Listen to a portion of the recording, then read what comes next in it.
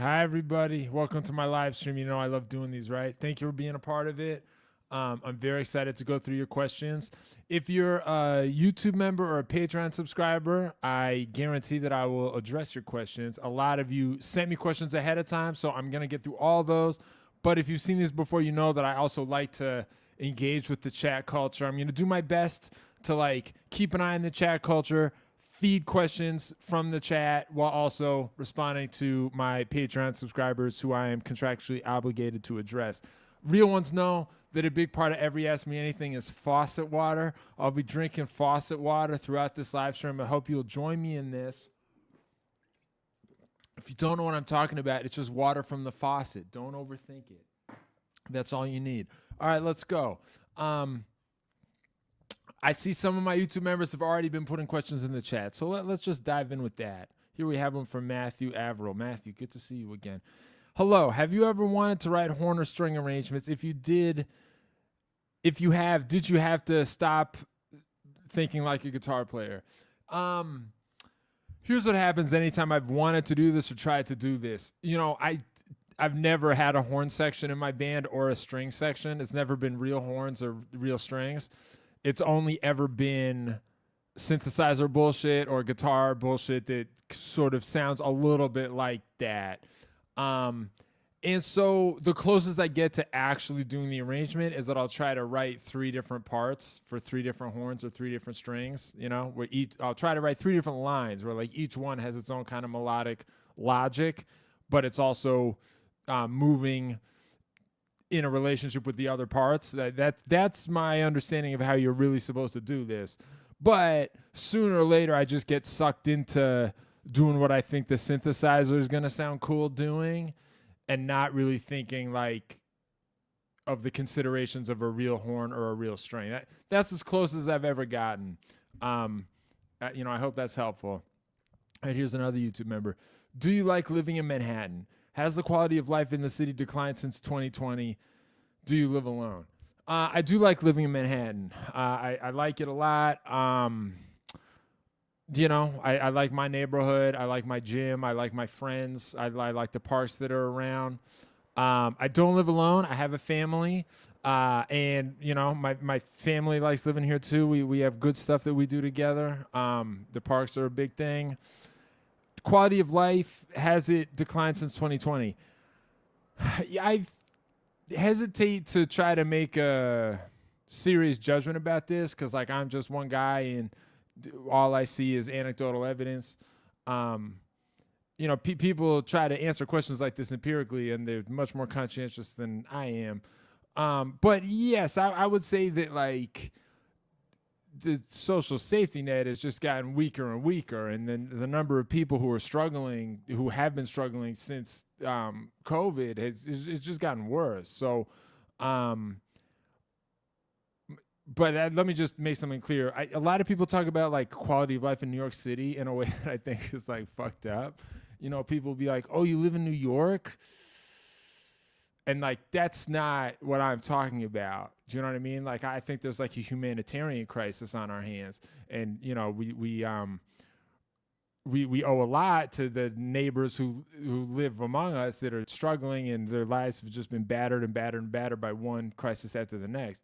So I just want to make it clear, when I talk about I see the quality of life going down, I'm not talking about that the way people who belong to a homeowners association talk about it.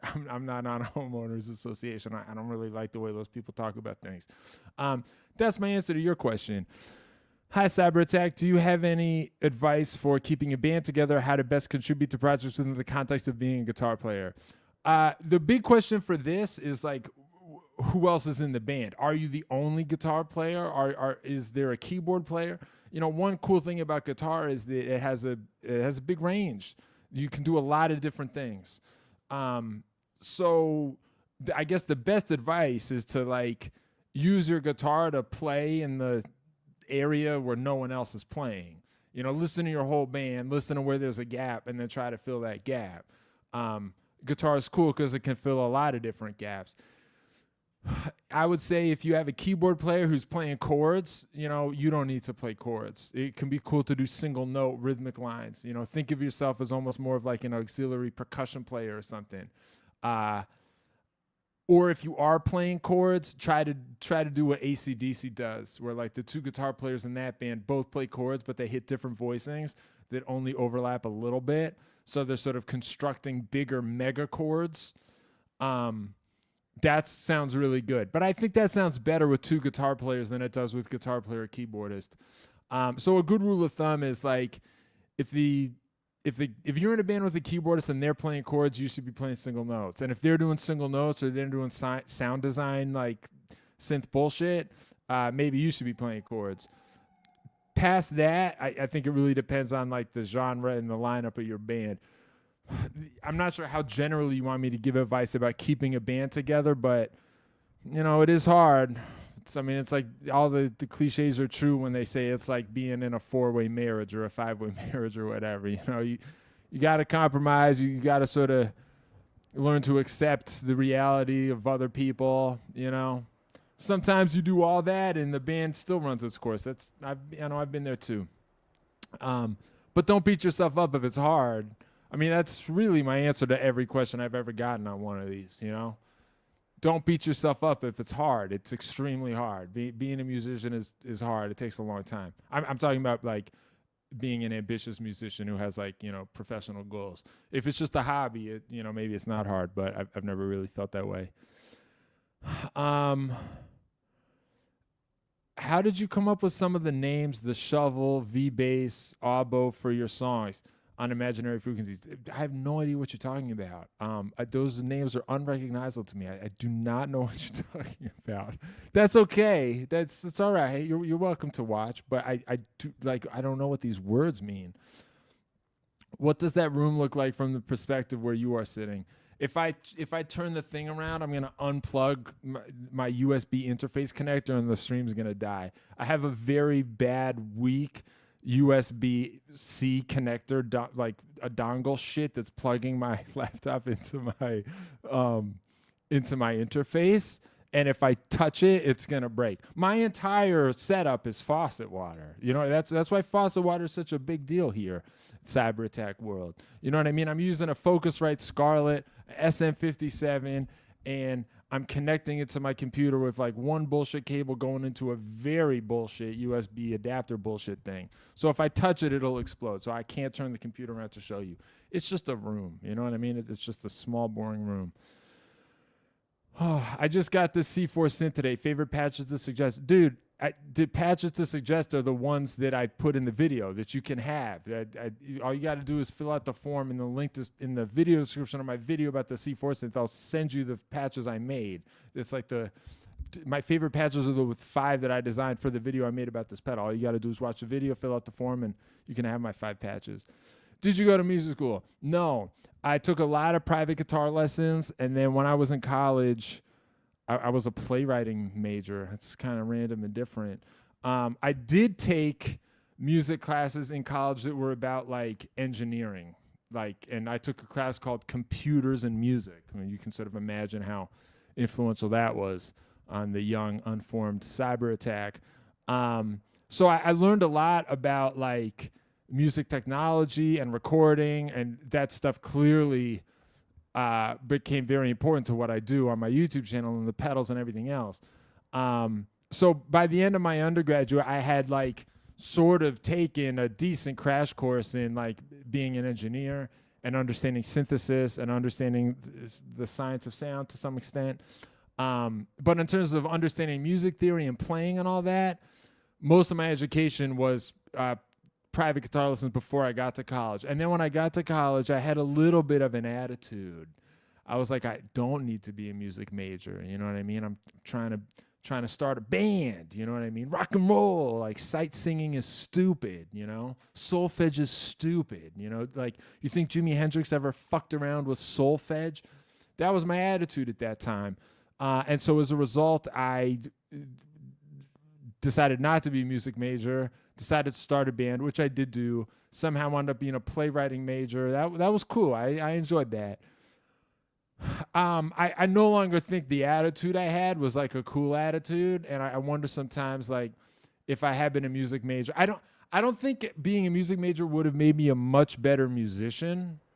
I mean I'm like not trying to brag. It's just I'd taken a pretty serious amount of guitar lessons at that point. Like I was in the game. But I do think being a music major would have put me in touch with like more musicians. Like I just would have been hanging out with them all day. And I think like on day one of graduating from college, I would have just known more musicians. And I think being around them and seeing what they do and staying in touch with them, that might have made me a better musician. So I wonder about that sometimes. Are any Strymon delays worth getting if I have the timeline already? No, I don't think so. Unless you need something smaller for the pedal board, in which case I would go Brig, which is very small, and or El Capistan. The reason I picked those two as of the smaller ones is that each of them can do some version of dual delay, where you have like two different delay lines and they're interacting rhythmically. I've come to believe that that is like very important, and that if you're going to use delay, like maybe why not just use dual delay, you know? So I think the only reason to get another thing is if it's like you need to build a very space specific pedal board that's got to fit on a certain kind of thing and you're out of space and you need a smaller one. That's the only reason. Otherwise, I'm like timeline's my favorite Strymon thing. Or is it? No, Iridium is my favorite. But I'm into timeline. Timeline is a big one. Being a music major can take the fun out of music. I mean, maybe that's true. I was never a music major, so I don't know. Except I will say this, like, trying to make music a career will take the fun out of music, you know? You're going to get a lot of rejection. It's going to be hard. It's going to take longer than you think it would. You know, unless you're Billie Eilish, it's just like you're going to sort of have to stick with it for longer than you dreamed about having to stick with it for, and that's going to take the fun out of music. I mean, I love music and there are many things about it that are fun, but I don't do it because it's fun. Do you know what I mean? Like I do it because I care about it, and like I'm in, like at this point I've just like I refuse to surrender, you know what I mean? And I'm like kind of in love with it, but like it's like a very long-term relationship where you're like, I can't believe some of this shit this woman has put me through. You know, it's like that's what music is for me. So maybe music major makes that happen sooner, but I've got very little advice to give to someone whose goal is to have music stay fun. It should be fun at times. Like if it's zero fun, that's an issue. I'm not saying it's supposed to be nonstop suffering. That's bad. That's like a toxic attitude. But I think like anything worth doing is worth doing past the point of having it just be fun. You know, if you want to have fun, like go to Six Flags. You know, but then it's time to get back to music after that, though. Oh man, we got a bunch of these. So many questions, man. At some point, I think I need a moderator. I think I might be ready to have a moderator. I don't even know what that means. I'm just saying words. Have you played the Boss RE2, and if yes, thoughts? What is this? Is that the Space Echo one? If it's the Space Echo one, I haven't played it. I'm sure it's cool. The only Boss pedals I don't like are ones where I just sort of feel like I don't need this, you know? But it's rare that I encounter a Boss pedal that I think is like a failure. You know what I mean? Like they're a good value. If the RE2 is the Space Echo thing, I'm sure it rules. All right. Cool. You know what I got to do now? I'm going to bring in one of my pre-submitted guys. We're going to start getting through these. Here's one from Kevin Brown. Kevin Brown is a cool artist in his own right. You should look him up. Look up Kevin Brown. No good for you. That guy knows what he's doing.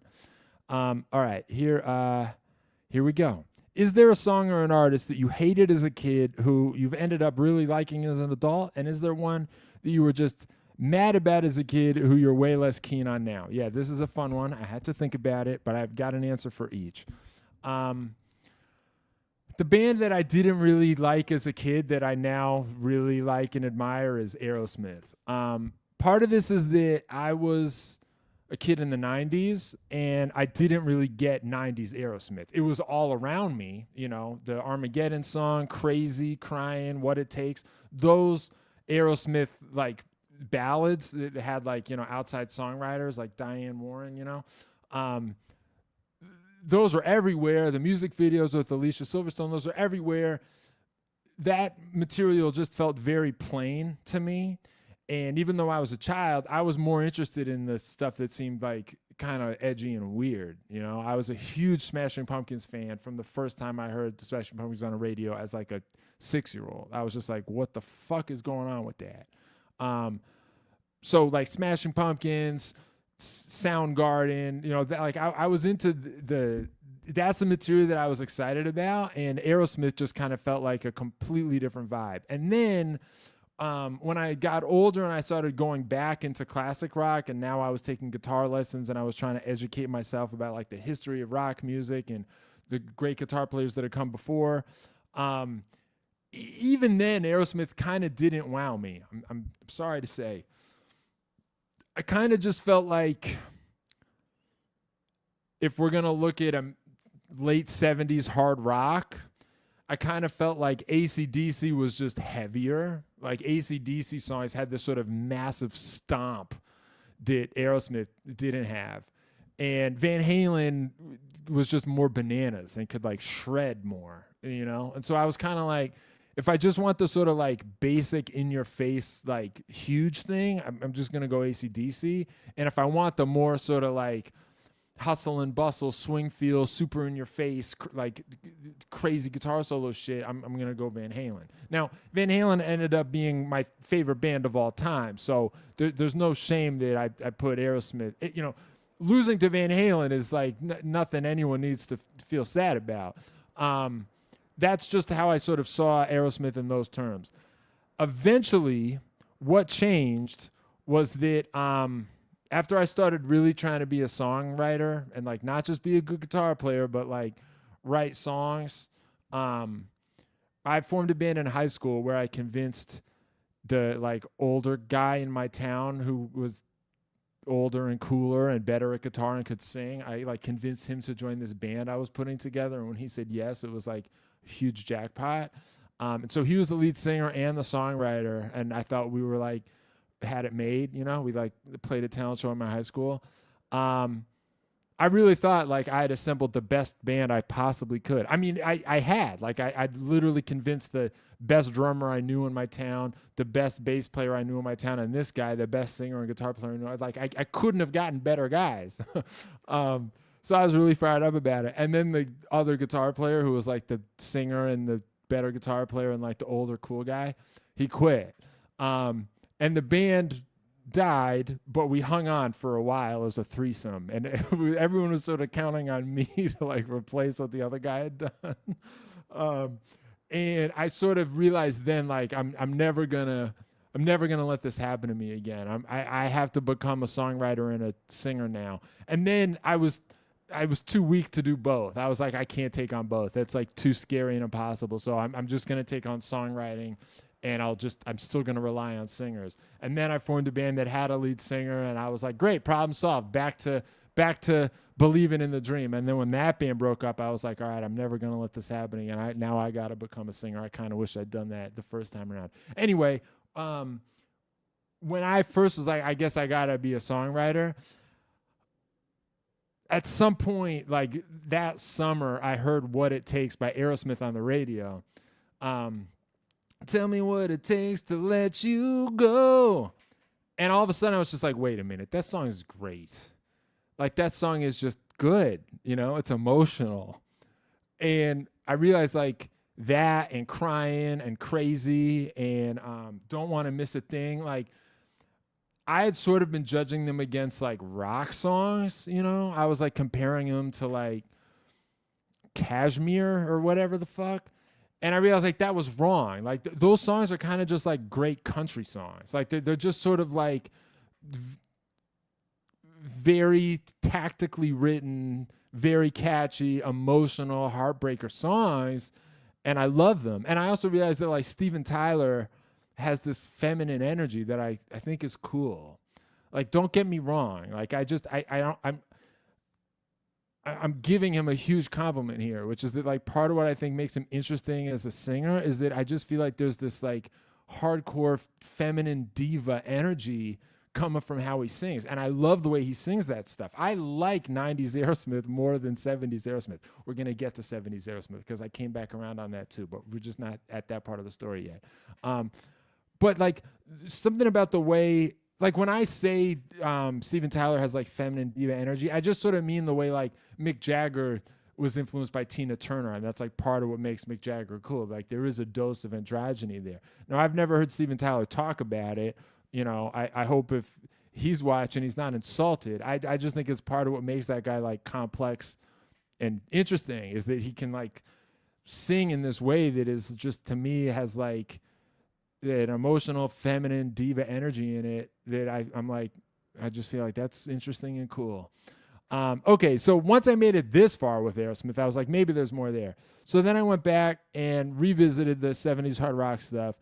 And what I realized this time was that, like, rhythmically is kind of where it was all happening. Like, to this day, I think the guitar solos are cool, but to me, that's, like, not where it is with Aerosmith. Like, it's really the drumming and the feel. You know what I mean? Like a riff like Back in the Saddle. It's so funky, and it has those cool little stops in it. Da-da-da-da, ba-da-da-doo. Like, those little funky missing parts are amazing. And then also just, like, the maracas at the beginning of Sweet Emotion.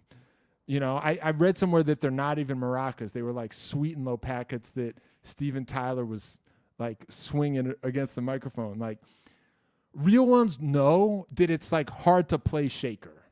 It seems easy. If you're watching this and you're thinking like, what? Is this a bit? Like, it's just a fucking shaker. What's hard about playing shaker? If that's the thought you're having right now, you are very early in your musical journey. All right, like actually playing a shaker and having it, like getting the throw to be right so that it's like the wave of particles bouncing around inside the shaker is like peaking right on the beat, but there's a little slippage before and after. It's just like actually hard to do. Oh wait, look at this dude, Griselda. Dude, I've seen you before, Griselda, or Mrs. Dude. If I got that part wrong, thank you for your $9.99. Thank you so much for my stereo rig. Sounds great. Now, I'm glad it helped. I'm glad it sounded good. If it sounds good, you're doing most of that. I'm sure I contributed very little to you sounding good. If you sound good, it's to your credit. But thanks for the $9.99. All right. Shaker requires technique to make it sound even. Exactly right. It requires technique. But I'm not just talking about playing straight. Like, there's all kinds of ways to swing it a little bit and to capitalize on the fact that, like, you know, the shaker hits the beat and then there's a little bit of after it and like dialing that in. Anyway, this is the kind of shit that Aerosmith is good at. Another example is that, like, when they did the Walk This Way with Run DMC, now I think that's cool. Like, I'm all for it. Like, the rock guys and the hip hop guys collaborating, and in the music video they knocked the wall down. Like, I'm all for it. Like, that's exactly what we needed then, and we needed it even more now. But my point is that they re-recorded the guitar parts for the Run DMC version of Rock This Way. Like, Joe Perry re-recorded his riffs against a drum machine, and it swings less. Like, the original version of Rock This Way with the live drummer is, like, way more happening. Now, maybe that's obvious to anyone who's like, well, of course, because drum machines suck. Drum machines do not always suck. Some of them do have a boogie to them, but that's not even my real point here. My point is that, like, having a good groove, that was like baked into hip hop from the beginning. Like, so much of early hip hop was based on James Brown drum samples that, like, the sort of like minimum acceptable groove for a backing track in hip hop, that was like pretty high. And so Aerosmith, I feel like, met that standard adequately when they used the drum machine and re-recorded the parts for Walk This Way. But the fact that the original Aerosmith version of Walk This Way is like more swinging and grooves harder than the hip-hop collaboration version, I'm only pointing it out to say I think the high card was 70s Aerosmith was the rhythmic shit. I also think, this is the last thing I'll say about this, Steven Tyler is able to do like some serious vowel shit without sounding like an idiot. And that's an accomplishment. So, like, we're going to get a little technical with vocal technique now. I'm sorry if this is boring, but This is the kind of shit we get into on my live streams. If you've ever sung and it's been like hard to hit the pitch or it's been hard to like get the good tone, a big part of it is that like every vowel has to be like as pure as possible, But the problem is that if you are used to talking with a certain kind of informal accent, sometimes trying to get a pure vowel all of a sudden like rewrites your personality, and it sucks. You know what I mean? It's like the difference between saying father, which is how I would say it, and father, which is like how you're supposed to sing it. Father.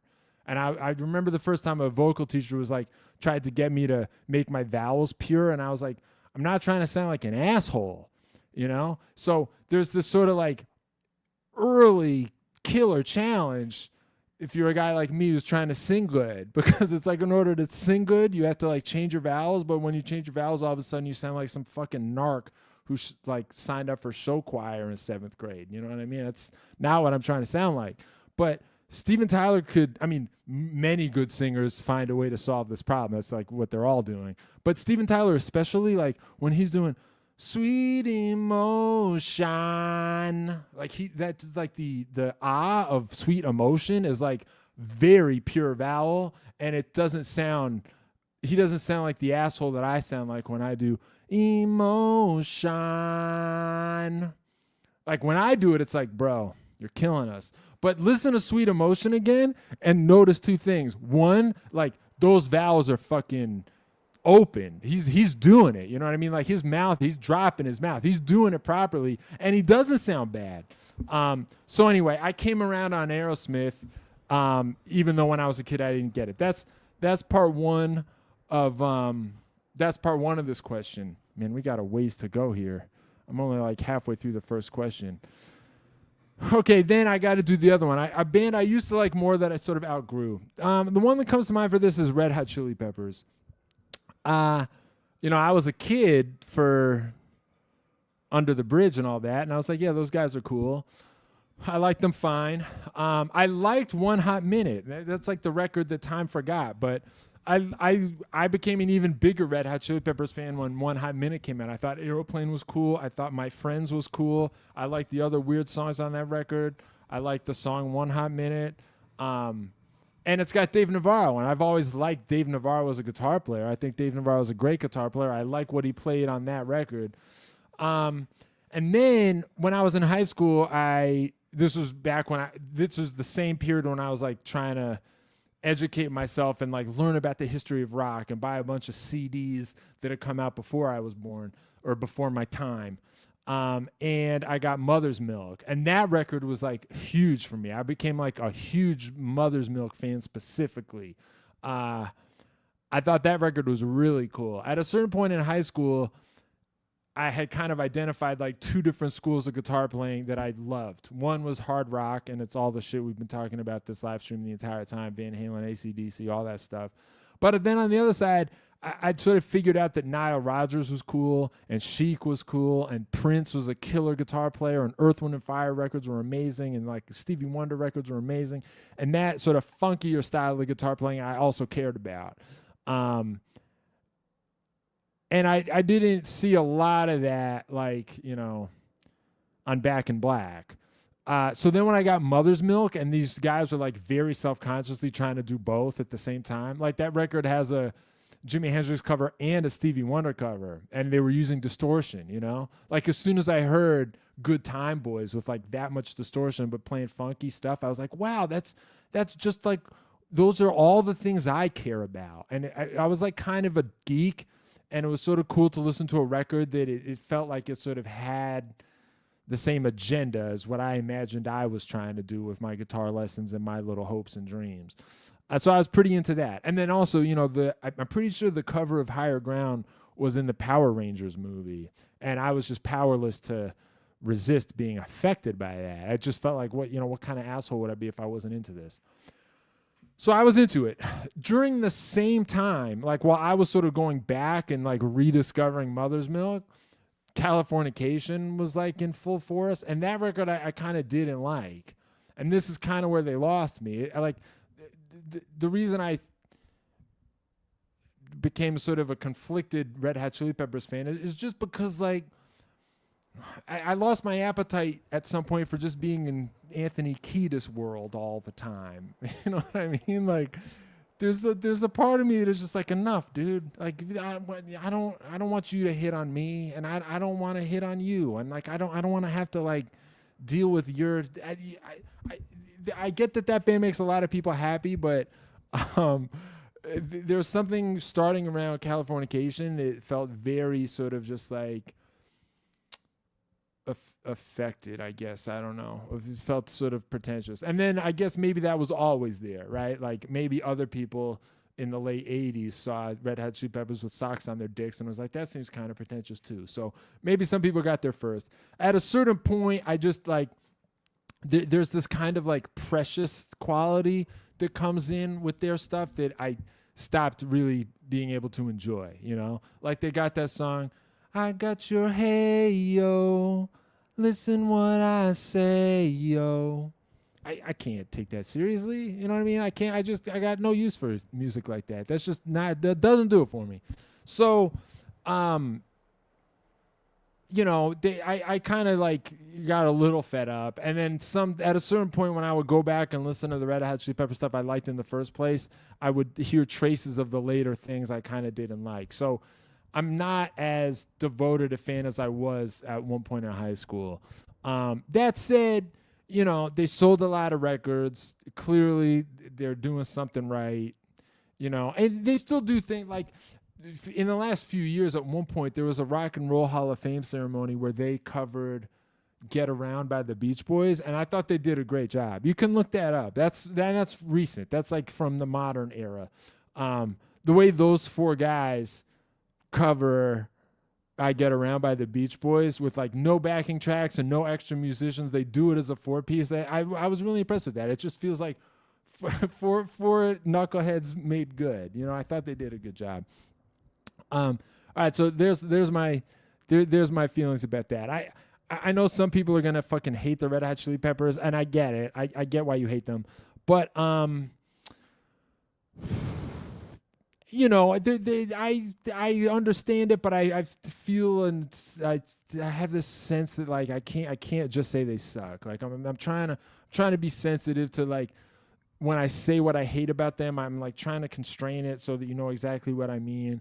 And even then, I feel like there are things they do right, and I just feel an obligation to represent that too. You know, in the words of Pat Metheny, we're all just trying to find the good notes, and it's rare that a musician really just needs to get dumped on by another musician. Although he'll make an exception. He'll make an exception for Kenny G. Cyberattack merch store when? I need a faucet water bottle. Oh, that's a great idea. I would love to sell Cyberattack faucet water bottles. Except here's the thing. My whole point with faucet water is that like you don't need to buy a product to drink faucet water. You know what I mean? Like vitamin water is a fucking scam. Just like fill up a glass from the faucet and drink it. That you really like nobody needs to be spending money on hydrating themselves. You just drink the fucking faucet water and get over it. You know what I mean? I feel like getting shishi with your water drinking is like weakness, you know? Anything less than 100% wet is weakness, and 100% wet looks like faucet water. So I feel like selling a water bottle is like contradicting my own message. On the other hand, you know, I get it. It would be cool, you know? Also, I want to sell hooded sweatshirts and T-shirts. I got to do it. Let me look into it. It's coming. It's supposed to come. If I had Cyberattack stickers, I would put... I know, we got to do the stickers. You make a great point. Also, the guitar picks. I make these for myself. I guess I could sell them. I order guitar picks that have the scorpion in the computer. My awesome question that everyone here wants to know, who's your favorite student? I think we've done this before, but since you are once again a YouTube member in good standing, I'm powerless to stop you. My favorite student is a guy named Zachary Sahovich, who's the guy who filled out this question. I've got other YouTube member students who are watching this stream, so if you want to be my number one student, all you got to do is type in the comment like this. And since I'm contractually obligated to address every comment from my YouTube member students, you could very easily nuke and soft lock the entire rest of the live stream. But yeah, it's all you, babe. It's all you. All right. Cool. Great. All right, let's keep going. Here's another pre-submitted one from Jeremy A. That guy's a fixture on these things. It's not going to fit in one blurb, though. Oh, wait, let me do this first. Have you ever said what the scorpion in the computer means? Have I never said it? There's a couple levels to this. So the one, I just like it. Like I'm going to explain what it means in a second, but before I explain what it means, it's important to me to say that like what it means above all is just the vibe. Like it's not vibes only. We're going to get to the non-vibe meanings to it in a second, but I just like the vibe. Like you're supposed to just look at it and like sort of get hit by Cyberattack. Just it's supposed to go into your eyes and like get you even before we talk about what it means. I try to do that. So maybe I succeeded, maybe I failed, but Scorpion in a computer, it was my attempt to do that. But then also, this is a little corny maybe, but the computer is supposed to be cyber and the Scorpion is supposed to be attack. You see what I mean? It's like the computers are cyber. And then what's attack? Well, a scorpion is an attack. It's got the claws and the stinger and the venom. Like, what the fuck are you going to do? So scorpion in a computer, it's supposed to be like literally a cyber attack. But then the last thing is that, I don't believe in astrology or anything, but I'm a Scorpio. And then at some point I found out that there's like other ones you are too. There's like the one that everybody knows, but then there's also like your rising or your sun or your moon. There's like levels to this shit that I don't understand. And I found out that I'm not just like a Scorpio, I'm like a double Scorpio. Like my second thing is also Scorpio. I'm like, some chicks get like really excited when they find that out. That's like extra or something. That's like hardcore. It's like, and I kind of like that I was that. I was like, that I'm kind of into that. Like, I feel like if you're going to be something, you should just be that thing all the way. You know what I mean? Like if you're going to wear a black hooded sweatshirt, then you got to wear black sweatpants to go with it. You know, anything less than 100% is weakness. Like, that's why I think bands like AC/DC and Slayer and the Ramones are cool, is because they were just like one fucking thing. And they were like, there's a power in that. So when I found out I was a double Scorpio, I was like, yeah, right, cool. And then I found out that there's a third thing. And it's like theoretically possible to be a triple Scorpio. So I was like, all right, let's go. And then my third thing was something else. I instantly forgot what it was because I lost interest in it as soon as I found out that I was not triple Scorpio. I'm like Scorpio, Aquarius, or like one of the other ones. I don't even fucking know. But I checked out immediately because I was like, God damn it. You know, I want it to be triple Scorpio. So anyway, that's why it's a Scorpion. Thanks for that. Thanks for that question. And then the Scorpion in Mortal Kombat. Yes. So there are many Mortal Kombat characters I love. I mean, so many of them are like crazy and cool. But yeah, I have a soft spot for Scorpion. All right, let's go back to Jeremy's question. Do you have tips for using spicy chords from Jazzland and key modulations in a broadly pop context without offending the ears of rock and pop listeners? My writing style is pretty deeply rooted in blues, rock, and pop. I like extended chords, key changes, and weird harmony, but I want the music to stay accessible, whatever that means. How do I strike that balance? This question is from Jeremy. Yeah, all right. I have the answer for you, and it's one word: melody. The way you do this is melody. If you've got crazy harmonic shit happening, just make the melody real nice. You can get people to swallow all kinds of insane, fucked up shit if the melody frosting is sweet and good. Technically, one trick is to try to keep the melody in one key. Like, even if the chords are moving around a lot, and you're doing like non-diatonic chord changes, you've got outside notes or borrowed chords. Usually when you're doing that, even if the key is starting to get a little fucked up, the tonal center is not. Like, let's say you're writing in the key of G major and you start throwing in some crazy subs and you have some like non-diatonic notes in there and there's like a E flat major 7 or something.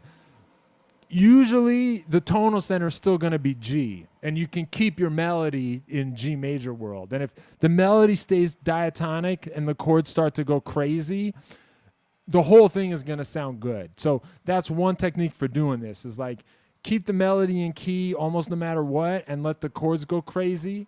If you're really having trouble threading that needle, keep the melody pentatonic. That's even safer. The pentatonic scales is only 5 notes. You can make that fit over a lot of dense harmonic information. The pentatonic scale has its own kind of like safety net built into it. So if you're really having trouble, just write a cute pentatonic melody and then let the chords underneath it go crazy. The other thing I would highly recommend is to figure out Stevie Wonder songs and like figure out the chords, figure out the melody, take a look at what he's doing. I don't think anyone has ever been better at this than Stevie Wonder. I think Stevie Wonder is my favorite living musician. Like I really think that guy's a genius on many levels.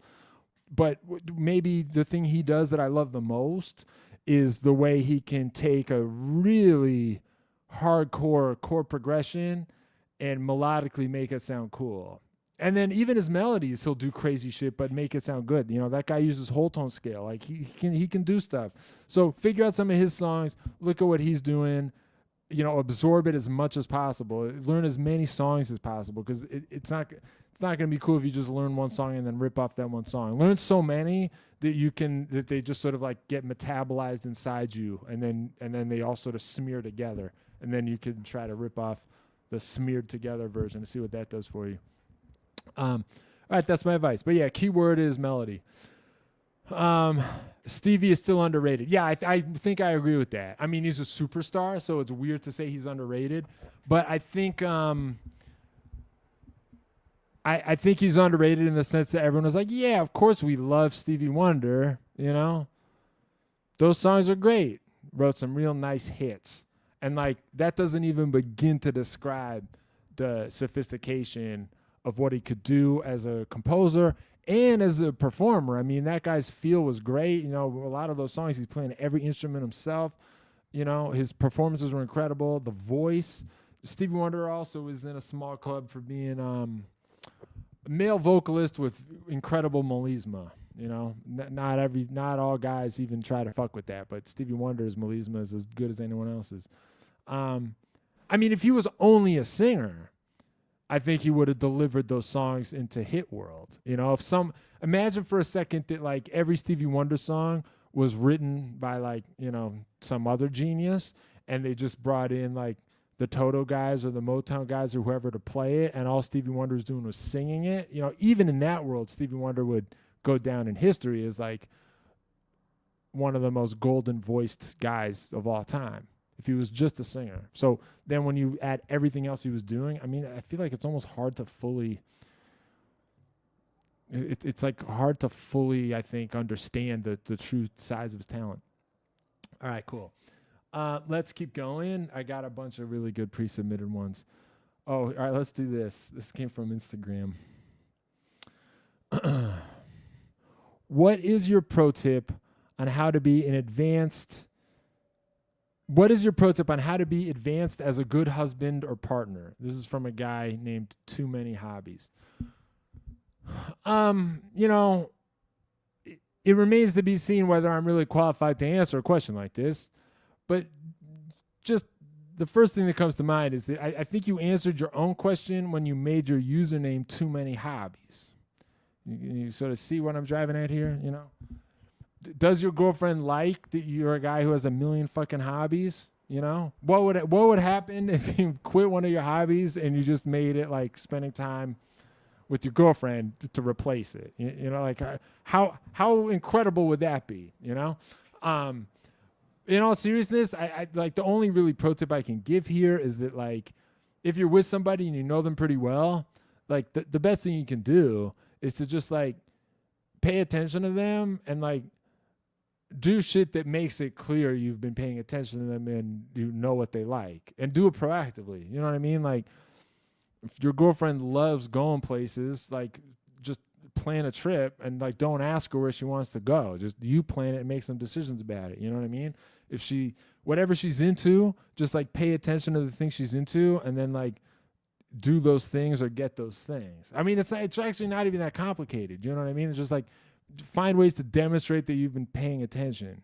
you know, and if you can't do that and you need to start paying attention, I mean, honestly, I'd be impressed if you made it that far. If you're not doing that and you have a girlfriend in the first place, you know, I can only imagine what your other assets are. But yeah, I think that's all there is to it. You know what I mean? Like all your hobbies, like rearrange them so that the number one hobby is like taking good care of your woman, and see how that goes for you. Cool. All right. Happy to get that one out of the way. All right. Here's another one I got. This was fun and it took me a long time to think about. Some of these questions I know I have to prepare ahead of time. Like I actually take notes on them. This is from Christopher Phillips. What's your favorite cover or riff you've ever worked into an episode? In case you don't know, all my YouTube videos, I play 5 little songs, right? And all those songs are one of 2 things. It's either a song I'm writing that I'm like demoing. I'm saying like, here's the song I'm going to put on my next album, or it's a song that's already come out. How would it be if it went like this? And I use the pedal video to like audition an idea or audition a production style or audition a part. And then everything that's not that is just a song I'm covering. Now, usually the covers are like pretty different, but not always, as you'll see in a second. But, you know, maybe today, this week is a good time for me to tell you that I've always credited all those other songs. There's a link in the video description of every video I release, including this video, where I take you to a spreadsheet that shows every song I've covered, the song and the artist, in every YouTube video I've ever made. And then also, just to be clear, I'm not ripping off like other working guitar players who are just trying to do this. It's like Janet Jackson songs. You know what I mean? Like I'm only picking seriously famous musicians that are the part of the game, part of the fun of it is like, did you catch the covers in the YouTube video? So I'm really not trying to steal anything from like other struggling musicians. And the other thing is that I completely rearrange the material. Like I try to show that I'm like a fan of the material and that I'm sort of like trying to be respectful by like showing my arrangement of the material, you know, like what is going on here? Do we just get Cyberattack from some chick named Sasha Love? Gotta ban this user. At first, so we just got like 10 comments in a row from someone saying masturbation is the best way to start your day. And I was like, yeah, that's a Cyberattack fan. You know what I mean? Like, I've had that thought. I know what you're saying. But then she like posted it like 12 times. And also the user pic was like kind of porny. So I think that was a bot. So I just blocked her. If that was a real person, you know, I wouldn't have blocked you if you'd only said it once. You know, masturbation is the best way to start your day. I got no right to block somebody who wants to say that on one of my live streams. You know what I mean? Like, facts is facts. But if you start spamming it, at some point I'm going to have to move in. Okay. Where was I? Oh, yeah. Right. So I put a bunch of cover songs in my pedal videos, but I'm like trying to usually have just find an original angle on them. I remember seeing Pat Metheny give a talk once. I went to this guitar sleepaway camp for a couple years when I was a teenager. National Guitar Workshop, it was called. It was literally a guitar sleepaway camp. And Pat Metheny came and gave a talk, and he said when he was a kid, like a kid, when he was like in 8th grade or something, he was obsessed with Wes Montgomery, and he got really good at just playing like Wes Montgomery. Like he could do an impression of Wes Montgomery, not just play Wes Montgomery's recorded material. He could improvise over new stuff, but just sound like that's what Wes Montgomery would have done over this material.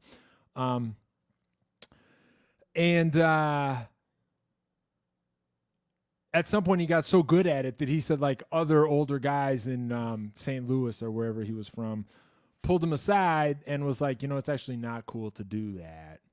You know, the point of being a real jazz musician is to be original, and just imitating Wes Montgomery that like exactly, it's actually disrespectful to Wes Montgomery. Wes Montgomery would want you to come up with your own thing and for you to be creative. And so you showing off how much you can just sound like him, it's like the opposite of what you're supposed to be trying to do. And he said he was like really embarrassed about that, but then immediately started trying to be original.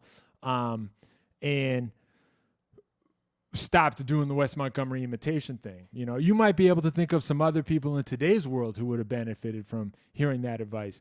But when I do my covers of other musicians, you know, when I cover a Carla Bley song or whatever it is, I'm trying to also take the advice Pat Metheny gave, which is like the most respectful thing you can do is to take what you think is the beautiful part of the material and show how it's beautiful from another angle. You know, I'm always trying to preserve what I think is the coolest stuff about that song. Sometimes I'm even trying to say, you know what, it's a little thing over here that I think is beautiful about this song. Like sometimes I'll even sort of zoom in on a different thing than the obvious thing. But I'm always trying to say, like, this song rules. It sounds good. We're all going to think about how good it sounds, but I'm going to like make you notice it even more by changing it. That's the spirit in which I'm trying to make my little cover songs. Okay, all that now having been said, let me try to answer this guy's question. There are a few that come to mind. I covered a song in my video about the Strymon Big Sky MX by the Buzzcocks called You Say You Don't Love Me. I really love that song, and I love the Buzzcocks, and I was just a little disappointed that more people didn't catch it. I think it's just like, I guess not a very famous song. You know, maybe there's not a huge number of Buzzcocks fans watching my videos, but I put that cover together. I covered a bigger chunk of the song than I usually do. I did like verse, pre-chorus, chorus, outro. I spanned like a big chunk of the song, did my whole thing, found a new way to make it sound. I thought it sounded pretty cool, and just like people didn't catch it. I think maybe people don't know the song, but You Say You Don't Love Me by the Buzzcocks, I love that song. I think it's an incredible song, and I was just a little bit sad that people didn't get more excited about it. In my Fuzz video, I covered a different Buzzcocks song, Someone You Shouldn't Have Fallen in Love With. Another incredible, I think Pete Shelley was like a stone cold great songwriter. Ever fallen in love with someone you shouldn't have fallen in love with is like exactly what songs should be about and sound like. Am I having Wi-Fi problems? Hold on. I'm going to try to switch Wi-Fi's for a second. Let me just give me 1 second to switch Wi-Fi's.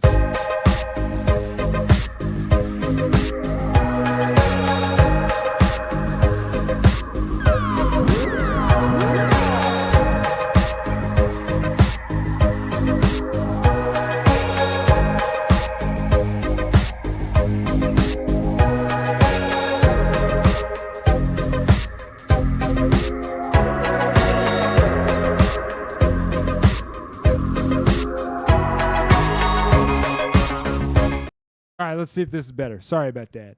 So I'm saying You Say You Don't Love Me by the Buzzcocks just because I feel like people maybe don't know that song, judging by the reaction it did not get in the comments on my Strymon Big Sky MX video, and I love that song. So I'm putting that one in here just because I wanted to get a little more attention.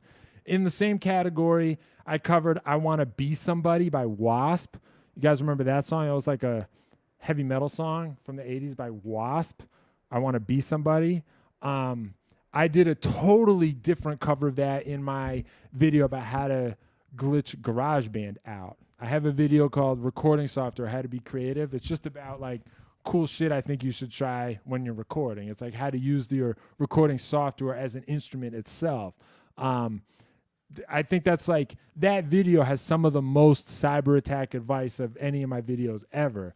And in it, I put together a cover of I Wanna Be Somebody by Wasp. It's completely different, and I think it's so different that people didn't even catch it, or maybe just there's not a lot of Wasp fans watching my videos. But that's another one where I feel like people maybe didn't realize exactly what I was doing, and I was really proud of it because of how it turned out and how elaborate and how different I made it. So that's one I'm really proud of. I also love the song I Wanna Be Somebody. I just think like that song very perfectly captures a big part of the like appeal of heavy metal in the 80s, like the sort of escapism of it and also the aspirational quality.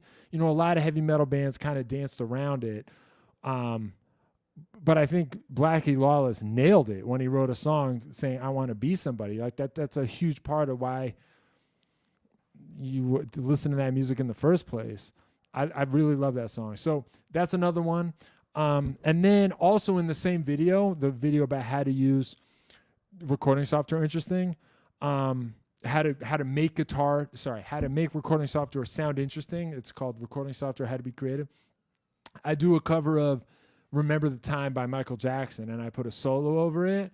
And I've done a bunch of solos that I'm proud of. I mean, every time I take a guitar solo on my YouTube channel, I really try to make it killer. I say to myself at some point, like, if this is the only guitar solo that people ever see me play, like a solo, like I'm coming for you, guitar solo.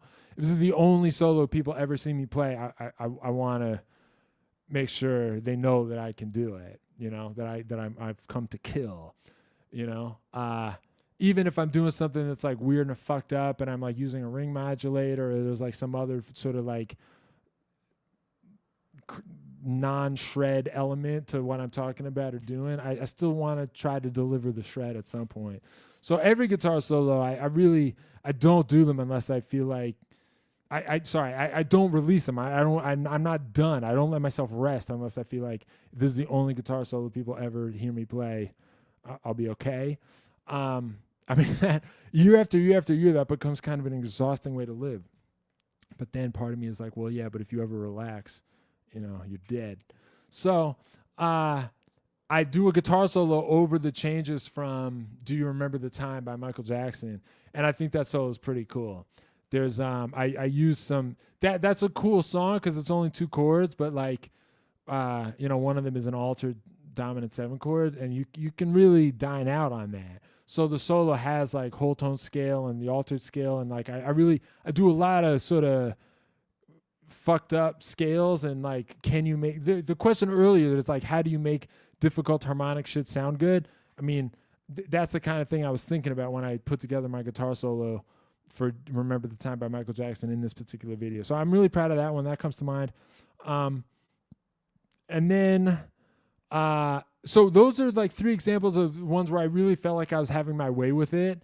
And I did something kind of out there, but I'm like proud of it. But then every once in a while, I try to just show that like I can still play straight and I can still do the shit that I cared about doing when I was a 9th grader who wanted to become a good rock guitarist, you know? And so like I cover Cult of Personality by Living Colour in my Pitch Shifter video. And like I did it pretty straight. I didn't really change it. And I'm happy with how that came out. I felt like I didn't like copy exactly what they were doing in terms of the recording, but I think my version still sort of preserves the original spirit of that riff. Also, I figured it out by ear. That's the other thing. I only ever figure this shit out by ear. I never look up tabs. So like anything I ever do, it's my arrangement and I figured it out, you know? I remember when I was a kid taking guitar lessons, you could bring in any CD you wanted and ask my guitar teacher to figure it out. I could bring in any song ever and be like, can you explain what's happening here? And he would listen to it and just figure it out in front of me by ear and then explain it to me. And it was the coolest shit ever. Like I would try to do it and not be able to do it. And then I'd bring the CD and watch my guitar teacher hear it. And he would just be like, is it this? It's that. It's that. This is what it is. And I was just, I at a certain point, I started doing it just to see him do it because I thought it was so cool to watch this guy hear it and then like beam it. And so I was like, how do you do that? Like, I want to be able to do that. And he was like, you just got to practice. You know, the more you know, you can start to use what you know to think about what it could be. You can use some music theory shit to like narrow down the guesses. But you just have to spend time on it and try to match the note and hold it in your head and find it and then find the next one and always play back to the record to make sure it sounds right when you're playing in unison. And at a certain point, like around the time I was 14 or 15, I made this vow that I was never going to look up tabs and I was never going to buy transcription books ever. I was only ever going to figure shit out by listening to it. And I've really kept that vow for my entire life, for the most part. I occasionally get gigs where they give you sheet music, so in that case I'm not a great reader, but if I'm on a job where that's part of it, I'll read. I don't say to the musical director, excuse me, I made a pact with myself in ninth grade where I can't read. So you take this and shred it. Like I don't do that. And the one exception is like I'll figure stuff out with other people. Like sometimes I'm in, when I was in a band, or I'm in a band, or I'm just hanging out with musician friends of mine, or like, me and my college roommate, we'd like put stuff on and try to figure it out together at the same time. And that's a good exercise for developing your ear. Having someone else there try to figure it out with you. It can be cool to sort of see what they're hearing, compare notes. It's not about who's right. It's more just sometimes you get a piece, they get a piece. I actually think it can help expand what you hear and how you hear to do it with a friend like that. So that's a good exercise. But for the most part, I've been figuring shit out myself and making my own arrangements. So like in the Living Color riff, for the part where it goes to 3-on-4, like I figured it out. And then the other one I want to talk about that I'm proud of is I cover Cathedral by Van Halen in one video. It's in my video about the Strymon Brig. And I don't change it. I try to play it as exactly like the record as possible, just to show that like it's not all effects and bullshit and noise. I mean, I love noise, and I don't think noise is bullshit. But if there's anybody who's wondering, like, if I'm just doing noise because I can't play, that's what I assumed when I was first introduced to noise music at the first time. I was like, this is for guys who can't play. That was my own prejudice. But when you're prejudiced, you fear that everyone else in the world is as prejudiced as you are. And I have that fear sometimes, even though I'm no longer prejudiced against noise music. But just because I have that inside, every once in a while, I just try to show people, like, I can just, like, play shit without the bullshit. And so covering Cathedral by Van Halen was, like, one of those it's time for me to prove it things. And that YouTube video got a copyright notice. They caught it. The algorithm detected that I was playing Cathedral by Van Halen. So, that video makes a fraction of the money that it earns, and the rest goes to Warner Brothers or Wolfgang Van Halen or whoever's sitting on that intellectual property. But I was proud of that. I was like, that's right. That was, I wanted it to get copyright notice because I was trying to make it sound as exact as possible. And I figured out Cathedral by ear. I mean, I'm not trying to brag, but like, I think I think it's good for you to try to figure out as much music by ear starting as soon as possible. So as soon as you can force yourself to start doing it and say like no tabs, you'll grow up pretty fast at that point. All right, cool. Did I miss anything here? I like when you guys give each other's advice about pedals. That's really good. I love that. All right, cool. Oh, look, Aaron knew. Look at this comment that I got. What about the time you covered a solo so good YouTube? That's funny. That's what I was talking about, but you got there first like 10 minutes ago. See, you guys, I really appreciate how well the Cyberattack chat like knows the lore. I'm grateful to you guys. Thank you for that. If you could design a pedal, what would you want from it? This is happening. The Cyberattack signature pedal is being designed. I wish I could tell you more about it, but you're just going to have to wait to find out. Here's what's going to happen.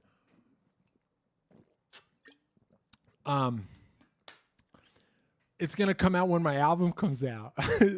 You guys, some of you might notice that like for the past year, I've been talking about the next Cyberattack record that keeps not coming out. And the good news is that when it comes out, the signature pedal is also going to come out.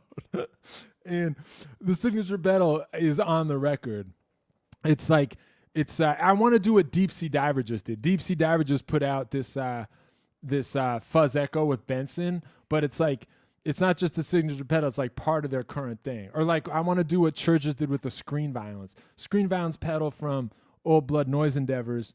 That pedal was like a signature pedal for the band Churches, but it was named after their album Screen Violence, and it was like a big part of that particular album.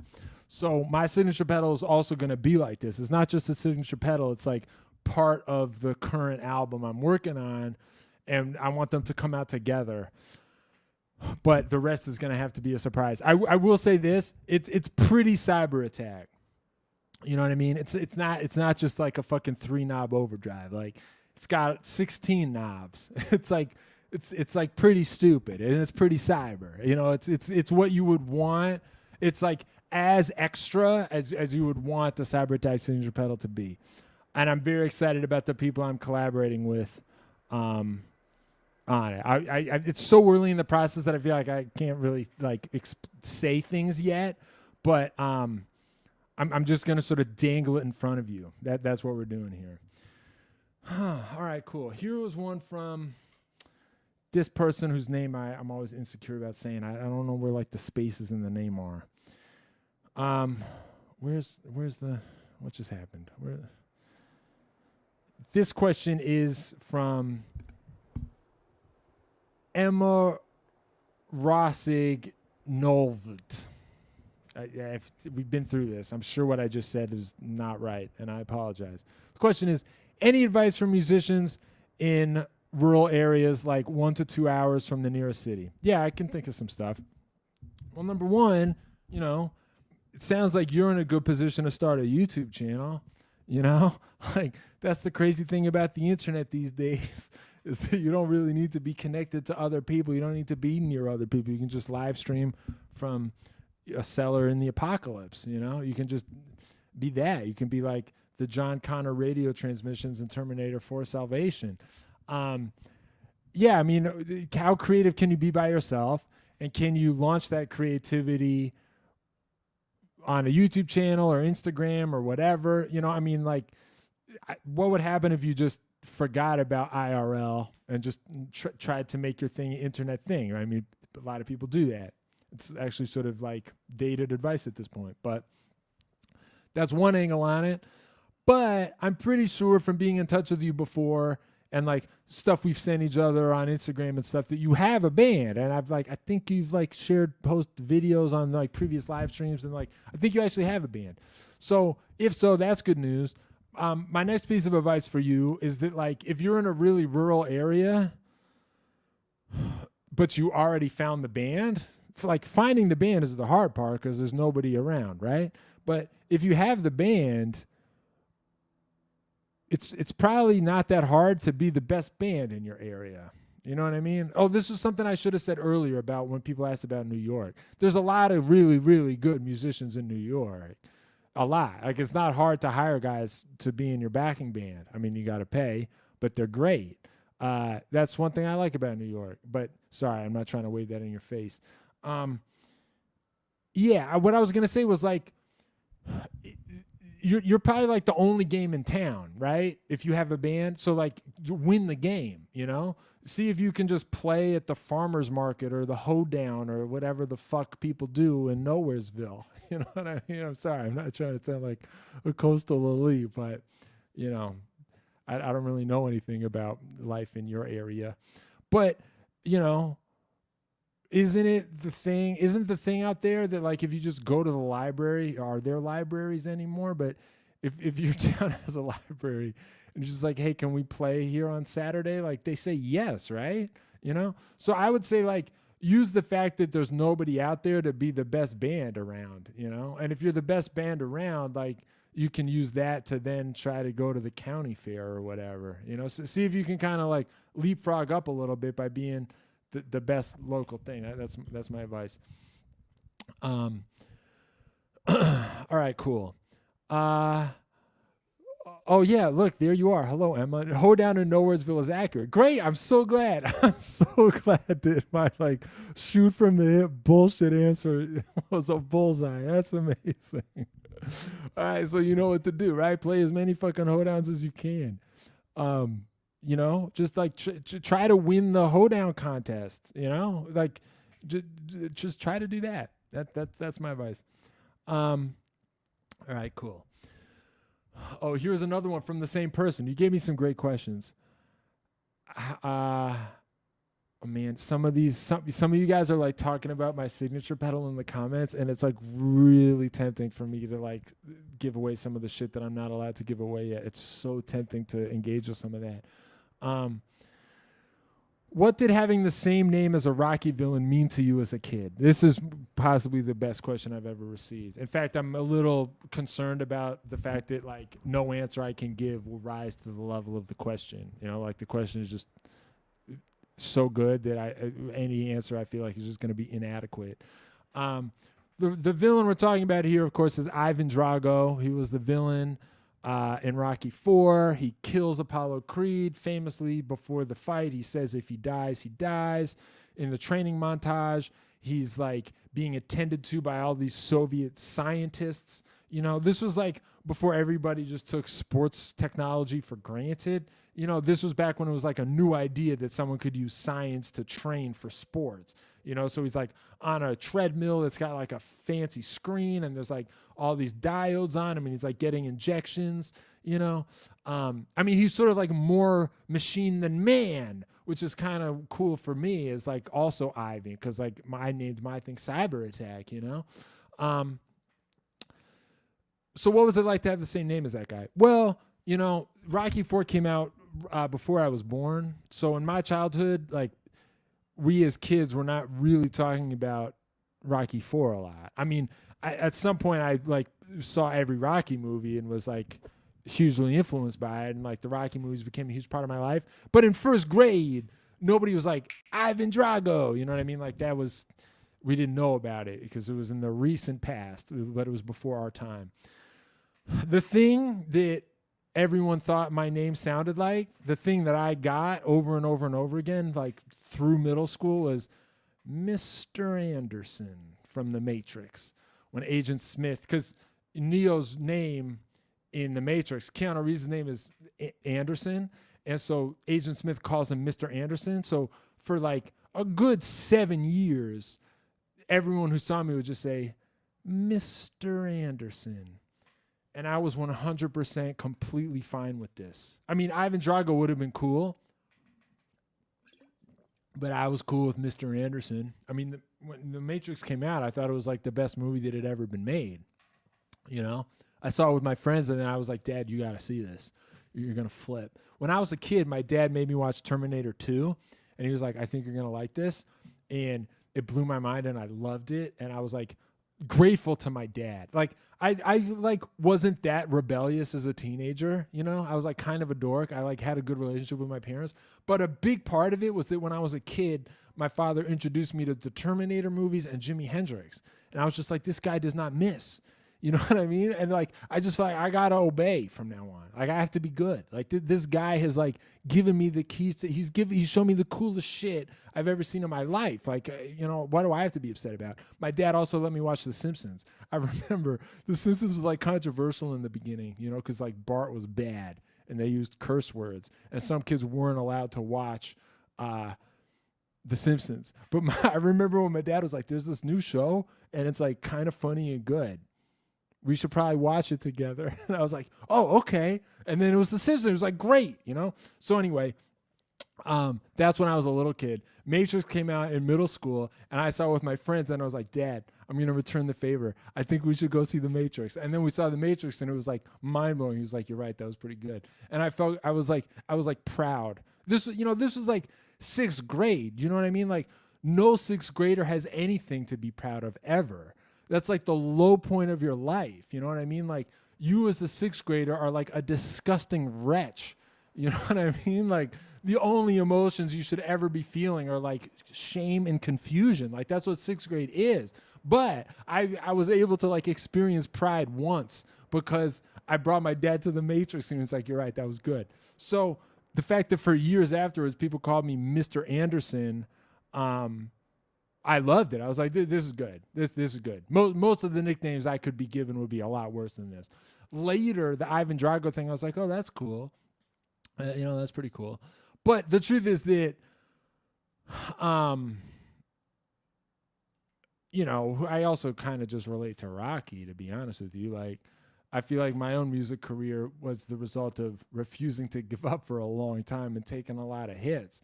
You know, I'm happy with how things are going. You know, later this month, the channel's going to get 2 million views. Like, I'm not crying about it, but it took a little bit longer. Bands that I was in that I thought were going to be my ticket, like, broke up without accomplishing anything, you know?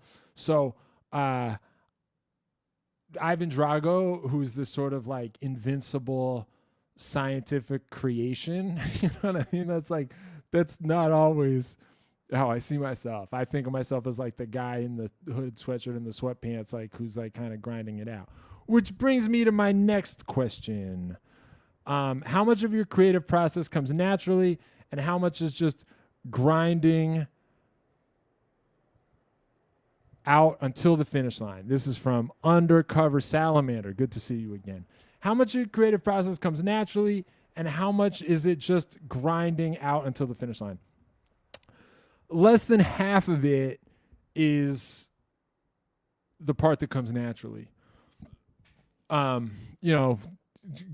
Grinding it out is a big part of it. Yeah, and I think also like you can't be too afraid to finish stuff and release stuff. That's like the mark of an amateur, especially on YouTube. Like you can't spend 6 months making the perfect video, And the other thing that happens is like mission creep is real. You want to make a video about one thing, and then it becomes about two things, and then it becomes about three things. Like that's going to kill you. You just got to make a video about one thing and finish it, and then make a video about another thing the next week and keep that up for as long as you can. So grinding it out is a big part of it. And the nice thing about doing it that way is that like the failures become less devastating. Like if you spend like 5 years making one album and then you release the album and you're just like, well, let's see what this does. Unless your record is named Rumors and the name of your band is Fleetwood Mac, that one record, it might not live up to your expectations. So, but if you can like just grind shit out and release it and grind shit out and release it, it like protects you a little bit from getting masterpiece-itis, like I remember one year Manny Ramirez said something like, well, there's always next season. And a bunch of people got mad at him. Like, you're supposed to care about winning all the time. And, I know it's weird for me as like a New York guy to be quoting it, the Red Sox. I'm not like secretly a Boston sports guy. That quote does live in my head for some reason. But I sort of get what he's saying. You know what I mean? It's like if you're such a perfectionist that like one failure sets you back, like you're not gonna make it. Like you got to be able to take the loss and do the next thing. You just got to be able to grind. I understand the attraction to someone like Michael Jordan, who like would never say shit like, well, there's always next season. You know what I mean? Like he got mad like early before they started winning rings. What's that scene in The Last Dance? He got mad that they were like, at a certain point, the season was going so bad that they were like maybe going to sabotage games just to get a better draft pick. And he was like, what the fuck is wrong with you? You should never lose. You should never lose anything. I get that point of view. I get it. It's very attractive. I love Michael Jordan. I'll say it again. I love Michael Jordan. But let's be real. Like Michael Jordan did lose a lot. He lost for 7 years before he won his first ring. That's why I love that clip of him crying in the locker room after he finally got it. He cries. He's crying because he lost for 7 years. He didn't get a ring. So even if you feel like, well, I'm in the perfectionist club with Michael Jordan, show me your 7 years of playing at a pro level and losing. You got to put yourself out there. So the connection here to grinding stuff out is that like sometimes you just got to finish something and turn it in and get to the next thing. And if it didn't turn out that good, you just got to get tough and like not worry about it. The role of the first thing in this question, creative process that comes naturally. When I get stuff like that, I just like frantically try to hold on to it and like record it or make a voice memo or like write it down, just like I try to like capture as many of the sort of like inspirational things that come my way, try to capture as many of them as I can. And I try to keep as many little unfinished inspiration songs going at a time. I try to sort of just nurse this like army of unfinished little ideas, each of which was inspired by a little bit, so that anytime I get another piece of inspiration, I can be like, does this finish the other thing I'm waiting to finish? If you have enough of these unfinished things going, you can sort of just pick one up and like force yourself to finish it and then protect the others so that maybe someday they'll get completed by another dose of inspiration.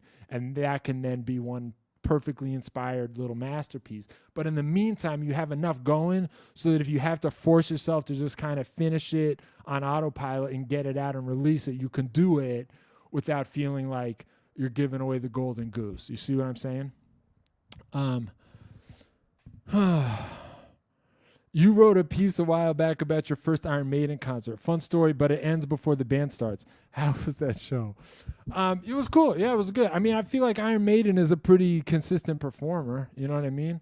It was a cool show. At the very end, the venue, something went wrong. Like somebody spilled a beer on the board at the venue or something, so we missed like the encore. So like I didn't hear like Number of the Beast. That was a little too bad. But it was a great show. It was the Dance of Death tour. Yannick was back then. It was like the beginning of the 3-guitar lineup. It was a cool show. For people who are wondering, I wrote and published an essay at some point called, I think, Iron Maiden Nation. It was about how I went to go see Iron Maiden with some friends of mine and this older guy we looked up to. He was like the cool older dude who worked at Blockbuster Video, and we like looked up to him. He took us to an Iron Maiden concert. And we were hanging out. We like got there early and camped out. We were in the front row, and we were not in the front row. We were in the second row. There was like one row of bodies in front of us, and then it was us. And we like spent the whole day holding our position. And then after the opening band, which I think was Arch Enemy, but before Iron Maiden, some guy started like pushing his way through the crowd to join his group of friends that was in front of us. And when he came up behind us, the guys in front of us were like, hey, let our friend through. And the older guy we all looked up to was like, we're not doing that. And we were so like pushed together that like we weren't even looking at the faces of the people we were talking to in front of us. We were like talking to their necks. And when they had to talk to us, they would just like turn like 45 degrees and be like, come on, let him through. And then I was like, what are we supposed to do? Like, we like spent all day being here. Like, we don't really have to move, do we? But like, what happens if we just say no? What are the laws of Iron Maiden Nation, and who enforces the laws? Maybe they're self-enforced. What then? So my guy was like, we're not doing it. We're not moving. We're not moving. And I was like trying to think like, are we going to fight? Like, do I know how to fight? Like I was on the cross country team. So I was like, I'm probably like one of the healthiest dudes in this whole fucking contest. Like just in terms of my 5K time, I'm like probably 99 percentile at the Iron Maiden concert. But like, is 5K time what wins fights? Probably not. This is before I'd ever done anything like this. Part of me was like, what if there's this other thing? What if it's just like being tough or like having the killer instinct? Like, what if it's that? What if there's just like this will to murder that you either have inside you or you do not? What if that's what wins fights? If it is, I might be outgunned at the Iron Maiden concert. So what then? So anyway, these guys were like yelling at us to move, and my guys just being like, we are not going to move. And then at one point, the guys in front of us say, hey man, who made you the president of the Iron Maiden fan club? I'll remember this for the rest of my life. And my friend said, I'm the president of this area right where I'm standing. And it was one of those times when like the guy actually says the perfect thing at the perfect time. Like we all know what it's like to think of the perfect thing days later and be like, I wish I could go back and say the perfect thing. But this is one of those rare times when like the guy caught it in the moment and said it. He said, I'm the president of this area right where I'm standing. And like, everybody was just quiet after that because like everyone else around us had been listening to the whole conversation. And when the guys were like, who made you president of the Iron Maiden fan club? Everyone was like, how's it going to respond to that? And then when he said, I'm the president of this area right where I'm standing, there was just this instant unspoken understanding that that was the end of this whole issue. He is the president of this area where he's standing. He just won. We all knew that he won it right then. There wasn't going to be a fight. We weren't going to find out if cross country team beats Born Murderer. It wasn't going to happen. It's just this guy's the president of the area where he's standing. How are you going to argue with that? You know what I mean? So I remember I spent most of the concert like thinking to myself like when and how can I become a person who talks like that? You know what I mean? Like why does he know how to say those things? And how does he say them in a way that everyone just believes it? You know what I mean? Like, I would like periodically check in on the concert and watch and be like, yeah, this is amazing. But then I would just go back to being like, fuck, like, did you hear what Sean said? Like, how can I be like that? So the concert was fine. The concert was fine. All right. Let's keep going. Oh yeah, here's another good one from Wi-Fi Lil. Is that this person's name? No, it's not even Wi-Fi Lil. It's WFL Roman numeral 3. I don't know what the fuck is going on with these names, but I wish you the best. NJ question. Love an NJ question. Did you ever go to Action Park as a kid? Is it comparable to Crystal Lake? Now, I just want to make sure I understand. Crystal Lake is the setting of the Jason movies, right? Friday the 13th, that takes place at Crystal Lake. I just want to make sure that my understanding is that. So I'm going to answer the question as if that's correct. But if I am incorrect, everyone tell me if I'm wrong, and I'll try to revise and resubmit. Yes, I did go to Action Park as a kid. For people who don't know, there was a documentary made about this place called Class Action Park, because it was an amusement park and a waterslide park that was just extremely dangerous and run by lunatics who did not give a fuck. And like kids were repeatedly murdered there. Like kids died in the wave pool, and like one kid died and they didn't even change it. Like kids continued to die in the wave pool. Like shit just went wrong right and left at this place. But the rides were bananas. I mean, you would get on the rides being like, this seems kind of dangerous. And then you would have the time of your life or be killed. Yes, I did go there. But by the time I was a kid, it was called Mountain Creek. And I actually didn't know about the dark history yet. But when I went there, I went there in like 5th or 6th grade. So like, it was still America Online days. Like the internet was not what it was now. It wasn't easy to know things, you know? It wasn't easy to know that Mountain Creek was was built on a child graveyard of kids who had died at Action Park. Like we just sort of assumed like Mountain Creek, that sounds like a fine place to go. So I went for Mike Turner's birthday, and we just went and had a great time. I didn't know anything about the danger, but I do remember we did this one ride that it was like a little street luge. Like you got on this tiny little wheeled cart and then rode down some super steep path, and you had to steer yourself, and you go like really fast. And you had to watch a special video before they let you do this ride. Like while you're waiting online, they show you the safety video about like how to not be killed on this ride. And I remember thinking to myself, like, this seems more dangerous than usual. Like the video, the stuff they're telling you to do, the stuff they're saying could happen if you don't do the stuff you're supposed to do. It feels a little dangerous. But then I just said to myself, like, well, they wouldn't let us on it if it was actually dangerous, you know? This is a society of laws. Surely the grown-ups have our best interests at heart. You know, I'm only 12 years old. I wouldn't be allowed to do this if it might kill me. That's what I said to myself. And then I remember you had to ride a ski lift to get on the ride. Like you had to get like carried up to the top of the super steep, crazy little thing. So I get on the ski lift, and I have the whole ski lift ride to think to myself, like, do we believe what we just said? All that business about how like they wouldn't let you do it if it might kill you. Do we believe that?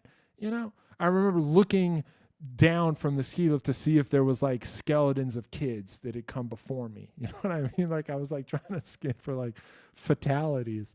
And I just assumed it would be fine. And then I did the street luge thing, and it was like insane. I went like stupidly fast. It felt like maybe I wasn't going to die. I didn't die. I was like, that's great. That was amazing. And then years later, I found out that Action Park was like a nightmare, and that Mountain Creek was Action Park, and that like it maybe wasn't safe at all. So yeah, it was incredible. Yeah, it was incredible. That's my answer to that question. Oh, here's another fun one. This came from Instagram, and it's from my man Steven Salisbury. What work, music or otherwise, do you wish you had made? I had to spend some time thinking about this. This has come up before on live streams, but I'm gonna say new stuff this time. I'm gonna give a new answer. I thought of a couple things. One is "Dancing in the Dark" by Bruce Springsteen. I mean, one, I love that song, and it was a stone cold hit, you know. So if I'd written it, you know, it put some money in my pocket, I assume. But that's not why I picked it. That's not why I picked it at all. I picked it because I love it, but I also think I mean, even though I've never talked about the song before, what I'm about to say is shit that some of you will have heard me talk about before. Dancing in the Dark is doing the like tough but vulnerable thing that I like a lot, you know? My go-to answer for this is also Hurt So Good by John Mellencamp. Like, there's something about the macho guy, like, talking about how his heart's been broken that I kind of like. And Dancing in the Dark does that. He just sort of hits this line where it's like you're on his side and it seems like he's been bruised, but he's like not feeling sorry for himself. You're just sort of rooting for him. It's very Rocky, you know? He says, like, they say you got to stay hungry. Hey, babe, I'm just about starving tonight. I like lyrics like that, you know? I'm just about starving tonight. You do got to stay hungry. I don't know why. It's fucked up, but you do. So Dancing in the Dark is a good example of that. The sort of like, it hurts, but I'm not letting it kill me feeling, you know? I mean, I talk about that at some point in every single one of these live streams. That's kind of what I feel like is required for being a professional musician. So Dancing in the Dark, I love that it has that quality. Also, just as a title. I mean, I like to start with the title. I think writing a song is like kind of impossible without a title. I kind of need the title. Like most of the songs I write, I think of the title. I'm like, oh, I could write a song called, you know, I Know the Feeling. That could be a song. And then I sort of have the idea, like it's just going to be about like not understanding things, but knowing the feeling. It's going to be a love song. Like I get that far, and then I'm like, all I got to do is pull a verse and a second verse and a chorus out of that idea. But you can squeeze that out of that. You know, that's how I like to work. And Dancing in the Dark, I think, is one of those titles where it's like they're just giving it to you. And I like the two D's, Dancing in the Dark. It's melodic, Dancing in the Dark. You know, it's singable. It's an easy to sing line, and you can see it. You know, you can see people dancing in the dark. It's moody. It's perfect. So that came to mind. And oh yeah, here's another one I feel like I could have written. The song I wish I had written. Feels Like the First Time by Foreigner. I love this song so much. Feels Like the First Time. This song, I mean, I think it sounds good. I like the guitar tones. I like the guitar part. I like that it has a kind of like 70s shred moment right in the middle where it's like diddle diddle diddle diddle diddle diddle diddle. You know, that it's like pre-Van Halen. You know what I mean? It was like, though that was from a more innocent time when just going diddle diddle diddle diddle diddle. It was like, oh, shredding. Okay. You know? So I like that it sort of checks the shred box. I like the guitar tone. I love Lou Gramm as a singer. I love his voice. But the thing I like about Feels Like the First Time specifically is that I first was made aware of this song before I'd ever had sex. Like I was a freshman in high school. I was listening to a lot of classic rock. I was trying to inhale as much classic rock as possible. I was listening to Q1043 24/7. I was like walking to Coconuts in the 2 towns over because I didn't have a car. It was like a 2-hour walk to Coconuts. I would go every week and buy CDs and listen to CDs and read Guitar World magazine and ask my guitar teacher questions. I couldn't get enough of classic rock. And as a result of just like absorbing all of that, you know, I landed on the song Feels Like the First Time by Foreigner. And the way that song sort of like mythologizes the first time you ever have sex, I was like, I bet that's accurate. I was like, look, I'm a virgin. There's a lot I don't know, but something feels right to me about this song. Like the way this song is kind of hyping up the first time, like it feels true to me, even though I have not yet had sex for the first time. And like that song, I would like listen to it and get excited about later having sex in my life. I would be like, at some point, you know, I will know too. I will listen to this song someday as a non-virgin, and on that day I'll look back at myself and either say the legends were true, son, or it was all a lie, you know? So that song was just this sort of like weird little like get ready to not be a virgin for much longer anthem that I like set up for myself. And then later in high school, when I finally did have sex, I was like, it was like the song. I was like, that is what it felt like. It was true. So I've always sort of liked that song, and like I was so obsessed with having sex in high school that like songs that were about it were like my coping mechanisms, and that song in particular, it just sort of became like, it just became significant to me, and I feel like I still hear it, they still play it, it's still on my computer. I'll still listen to me like, yeah, I remember why I got sucked into this, you know, and. So anyway, I like that song, but I like how much it kind of does capture the like curiosity and obsession with sex of being like a young teenager going through puberty. I feel like that song just kind of delivers that very accurately, and I respect it. And you know, part of that is that I wish I'd written it. All right. Love from Brazil. Thanks, man. Love to you too. Will you ever make a video about the iridium and how pedals interact with it? It's more a desperate request than a question. Pardon this guitar noob. I feel like I have, without totally maybe saying that I'm talking about the iridium. Like, I have a video called Overdrive and Distortion, How to Be Creative. And a lot of what I'm talking about there were like the difference between a preamp pedal and an overdrive pedal and a distortion pedal, and how to pick which one you're using and how to think about them. All of that is compatible with the iridium, and the iridium is what I used for every pedal combination in that video. So everything I say in that video about how to think about gain staging is sort of, I mean, I'm using the iridium for all of it, so everything I'm saying will work with the iridium. And then I have another video. Oh yeah, the video where I talk about home recording, how to be creative. I give a lot of recording advice, and I talk about the iridium in that video. And then more recently, I made a video called pedal stacking, and that's touches on some of the same issues. I feel like if you watch those 3 videos, that should give you a lot of stuff to try with the iridium. Do you find yourself re-engaging with your listening biography? I don't know what that means.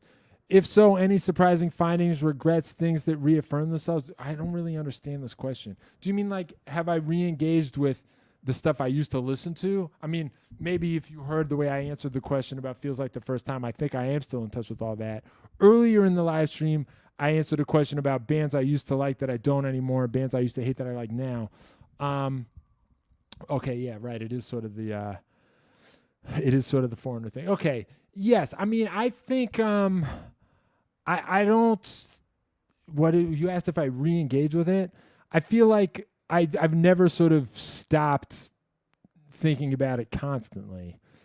You know what I mean? I mean, one thing I do anytime I listen to anything, I try to identify what I like about it, and I try to identify what other people might like about it. And I'm not doing that just to be nice or because it's like all peace and love. You know, it's not all peace and love in my mind, but I do care about thinking about music as in much detail as possible and trying to steal anything from anybody at any time. And by steal, I mean I just mean like learn from. I don't mean literally steal. I hope that's clear. I hope if you're wondering whether I ever like copied other people's shit or sold other people's tabs and tried to pass them off as my own, I've never done that. In fact, I don't even believe in tabs, as I said earlier. So when I say steal, I just want to make it very clear that what I mean is just like learn from something. Take some little thing out of something and see if you can learn from it and make yourself a better musician. So anytime I listen to anything, I'm trying to sort of be critical and sort of identify as precisely as possible what I do or do not like about it. And I feel like the more specific you can ever get in your thoughts about, well, I like it because it's this and it's this and it's this, and I don't like it because it's this and it's this and it's this, but maybe someone else would like it because of such and such. I think just being able to listen with that much precision is good for your ear, and it's good for your creativity. So I think the answer to your question is yes. Hey man, love your videos. Any chance you might do a deep dive on expression pedals? Dude, I did it. Just look through my channel. I have a video called Expression Pedals, How to Be Creative. It's from a couple years ago, so it's okay if you missed it. But that's the video you want has been made. You just got to search my channel. That's all. All right, let's keep going. Uh,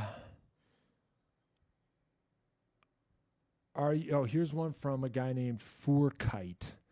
Something about that username makes me feel like he's just he's trying to get you to say bad words. Look at this, Faucet. Like, I don't know what that word is, but every time it comes out of my mouth, I feel like I just said something really bad, and I hope I didn't. Are you a routine kind of person? Do you journal? I'm always curious about creatives who consistently produce great stuff. Thank you. Yeah, I have notebooks. I fill up notebooks all the time. Oh, I was gonna bring one over and show it to you, but now it's not over here. Yeah, I have notebooks that I fill up. I try to write by hand a lot. I feel like just your handwriting and the pen and the page, I feel like that there's like mystical shit happening there that you lose if it's always ever just typing or putting stuff in your notes app. I use Notes app too, and I use text edit on my computer, but I feel like you got to maintain a connection. This is completely mystical and superstitious, but I feel like you got to maintain a connection with the notebook and the pen and the handwriting. There's just something about that is like, it reminds yourself that you're doing this shit the hard way, and that you're a serious guy, and that your subconscious will trust you more, and you'll be more eligible to receive inspiration from your subconscious if you commit to the notebook bullshit. I believe things like that. So yeah, I have a notebook. I write a lot of stuff. At some point, I think I do kind of want to write a book. I mean, I think this album has taken so long. I wonder sometimes, like, by the time this album is done, like, what the fuck am I gonna do? I think I might need a minute before I put out another album, because this one has taken so long and it's killing me so bad. So sometimes I think about like doing a book after this and using a lot of the notebook stuff for the book. Although I should say that I don't really want to write a book about pedals. I mean, people have already written books about pedals. If I write a book, my hope is that I could just like talk about growing up in New Jersey. I'm a little bit worried that like even if I could publish a book, everyone would be like, we'll do your book, but you got to give people pedals shit, because that's your following, and we think the only people who would buy your book are people who want to hear you talk about pedals. I'm a little bit worried that that's like the only book I could get published, but I don't really want to write that book. I just want to write a book about growing up in New Jersey. So we'll see what happens. But yeah, the notebooks are part of the thing. Yeah, I'm with you on this, Emma. I always start a new project at the end of a big one so I don't have to deal with the dread of being done. Yeah, for sure. I mean, dread is, it's a problem at all times. Okay. All right. I got some more Patreon questions I got to do. Aside from boxing, what are some physical activities you set aside time for to stay in peak Cyberattack form? Aaron, my man. Okay. I mean, am I in peak form? Perhaps not. I appreciate that you would sort of even suggest that I am. I might not be in peak form. But I mean, I go running and I jump rope, but both of those are kind of boxing things anyway. But like on the days when I don't go to the boxing gym, I'll like take a jump rope to the park and just jump rope for half an hour, or like go run 6 miles or whatever. So that's what I do. But I think it's, if I can take this question and run with it a little bit, I think the most important thing is like, just do something that you enjoy doing, in terms of like, if you're trying to, if what part of what motivated this question is like, do you have recommendations for exercise? Forgive me if I'm assuming incorrectly that might be behind this question. Maybe that's not part of this question, but I'm very faucet water when it comes to this. I don't think you should worry about like taking supplements or getting the optimal workout, or like using science to like figure. I'm anti Ivan Drago. I don't think you should be using performance enhancing drugs. I think you should just be using faucet water and, just go do something you enjoy doing. If you like playing basketball, just, join a shitty pickup game. If you like going for walks, just go for walks. If you like jogging, just jog. Like, I don't think anyone needs to worry about which one of those things, or whether a cardiovascular workout, or whether doing it this way, or using body weight stuff, or targeting this muscle group. I mean, if you're into that, then go ahead and do it. But if you're just talking about like what's a better way to do exercise, I think the best exercise routine is the one that you can sort of maintain over the course of 6 months, without burning out? If you don't exercise at all, can you get to a place where you do something 3 times a week? And can you do 3 times a week for like 26 weeks? And the big test will be when you miss a week. Let's say you do it and it's going well, and you used to exercise never, and now 3 times a week, you do the exercise bike and you watch TV while you do it. And it's like going well. And you do 3 days, and then a week comes along where you just don't do any days, and you have like a week where you blew it. Can you then restart, or does missing 1 week fuck up the whole streak? Like, this is the crucial test. Maybe after the week where you don't do it at all, then you only do it once a week. And so now in those 2 weeks, you're supposed to have done it 6 times, but you only did it 1 time. You got to like not get obsessed with this, and like not worry about the fact that you owe yourself 5 extra workouts to get back to where you're like, all of that is stinking thinking. The best thing you can do is just not be hard on yourself and try to resume doing the best you can without getting carried away about the fact that you missed it, or now it's pointless, or you blew it. You know what I mean? I think any kind of exercise that you can sustain long term like that, that's what you should be doing. That's my Faucet water advice about this question. Oh, look at this. Is there a better alternative to the Big Commander? I really do not think so. And I ignore most of the questions that are about like individual pedals like this, because I think individual pedals are like rarely that important.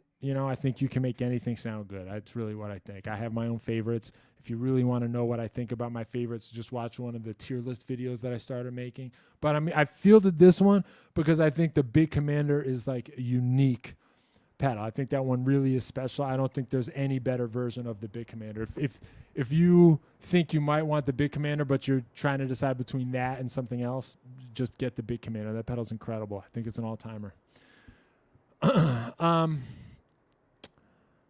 All right. Oh, I missed one from my Patreon. Sorry. Oh, yeah, here we go. This is from Mike A. No, I didn't miss it. Here it is. All right. Here's another Patreon question from Mike A. Last time you gave some advice on fighting your inner demons. Do you have any pro tips on fighting my outer demons? I've started taking jiu-jitsu classes, but I don't know if it's going to be sufficient. Yeah, very good. Very good. I want to take jiu-jitsu lessons at some point. I've never done like a grappling one. I'd like to learn some of that stuff at some point. I think it's sufficient. My advice for fighting your outer demons is to confront and attack. That's my advice. We talked about inner demons last time. Feel free to just go watch my most recent live stream before this to hear what I have to say about inner demons. When it comes to outer demons, the outer demons are multiplying. We live in a very crowded field of outer demons right now. There's a lot of outer demons in our midst. I think you just gotta be ready to fight them. It's time to get tough. That's my advice. I think the jiu-jitsu class is good. Don't overdo it. Don't put more on. Don't bite off more than you can chew. Jiu-jitsu is cool. Stick with that. If you don't like jiu-jitsu, find another one you do like. I don't, whether it's jiu-jitsu or judo or whatever, I don't think it's super important. I would maybe say not Aikido. That one seems like kind of bullshit to me. But other than that, I would say just like commit to one, stick with one, and, get ready to fight. That's my advice for that.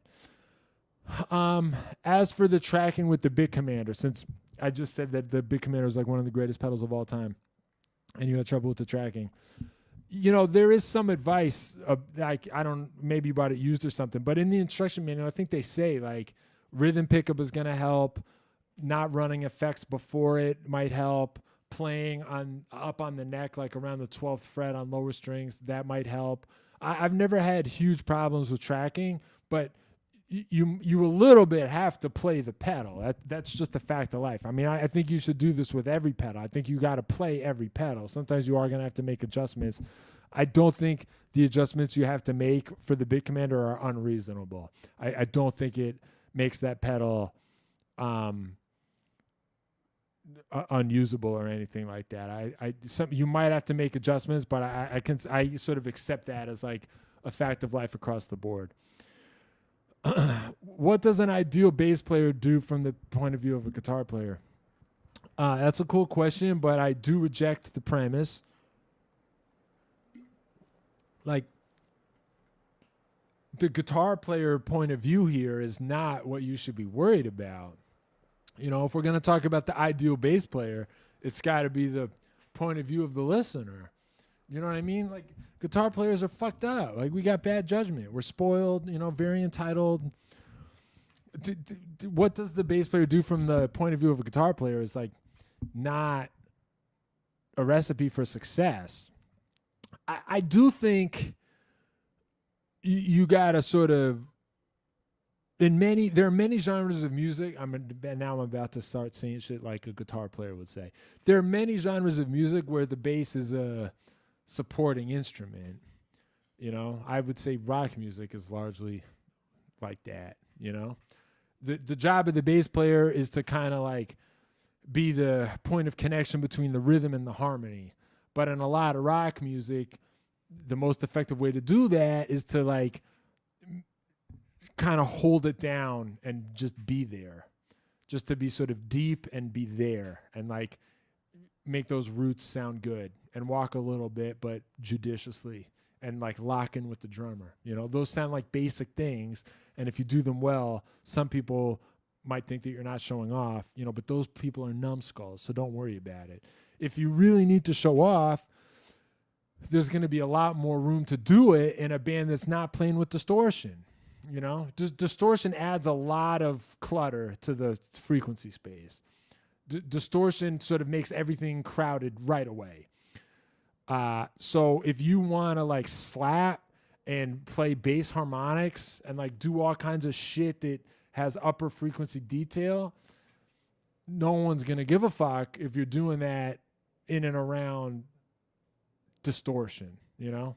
So find a band that is either doing funk music or that has space or the guitars are clean or there are no guitars, you know, or do something wacky where the entire mix is sort of prioritized around you.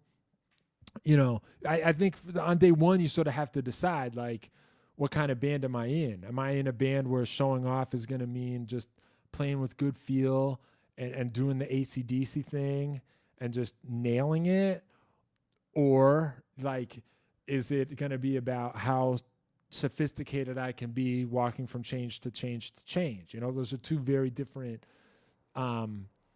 roles for the bass to have. So I think the number one most important thing you can do is just sort of figure out, like, what kind of band am I in, you know?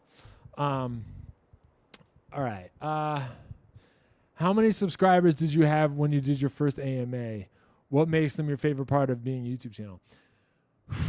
Well, how many subscribers did I have? I don't remember. I guess I could probably look this up by finding the graph and going into my YouTube analytics. I think maybe like 10,000, maybe something like that. I think I was around 10,000. What makes them my favorite part? Well, you know, you guys, I get a kick out of you guys. The jokes, the callbacks, you know, the chat culture. I get a kick out of that. You guys make me laugh.